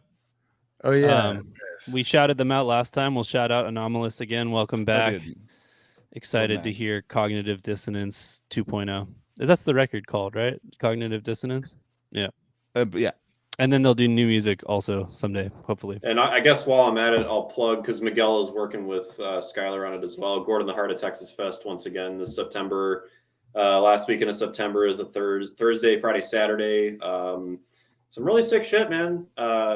Future Pile. We got fucking, like I was saying, Condemn, the Cali Boys, that Indonesian tour package of Gore Infamous found hanging in Jasad. Are you allowed to smoke cigarettes on stage at the Haltom Theater? Because I want to see the Jasad guy smoke a cigarette during his set. I want to say they would let him. I think they might let him. Like he could pull a Dave Chappelle and just do it. And yeah, I think he could. I mean, I think it's pretty feasible, dude. Like maybe get away with that shit there. Yeah. That's gonna be a really sick time. Brodequin and Reviled are playing both those two, so those are your next two chances, and like maybe your last two chances to see Reviled for a while. I don't know what Brodequin's doing after that either. We don't have anything confirmed, so come on out, hang out, watch the bands. And it's part of the show. Is basically. I also have to ask. So that is a School of Rock water bottle. Yes, it is. I taught very recently at the Plano location, so I got a Yeti from him. Fuck, I don't have a Yeti. It's just stickers on it, really. They'll come off if you put it in the dishwasher, so wouldn't recommend it. It's cool. I have a shirt, I guess. Yeah. I actually met someone at that Haltom Theater show who I think it's Zach Leeser, who told me that James Malone from the band Arsis, who he lives out here now, teaches at the School of Rock, and he teaches at the one in Southlake, which is about a 40-minute drive from where I am, like west.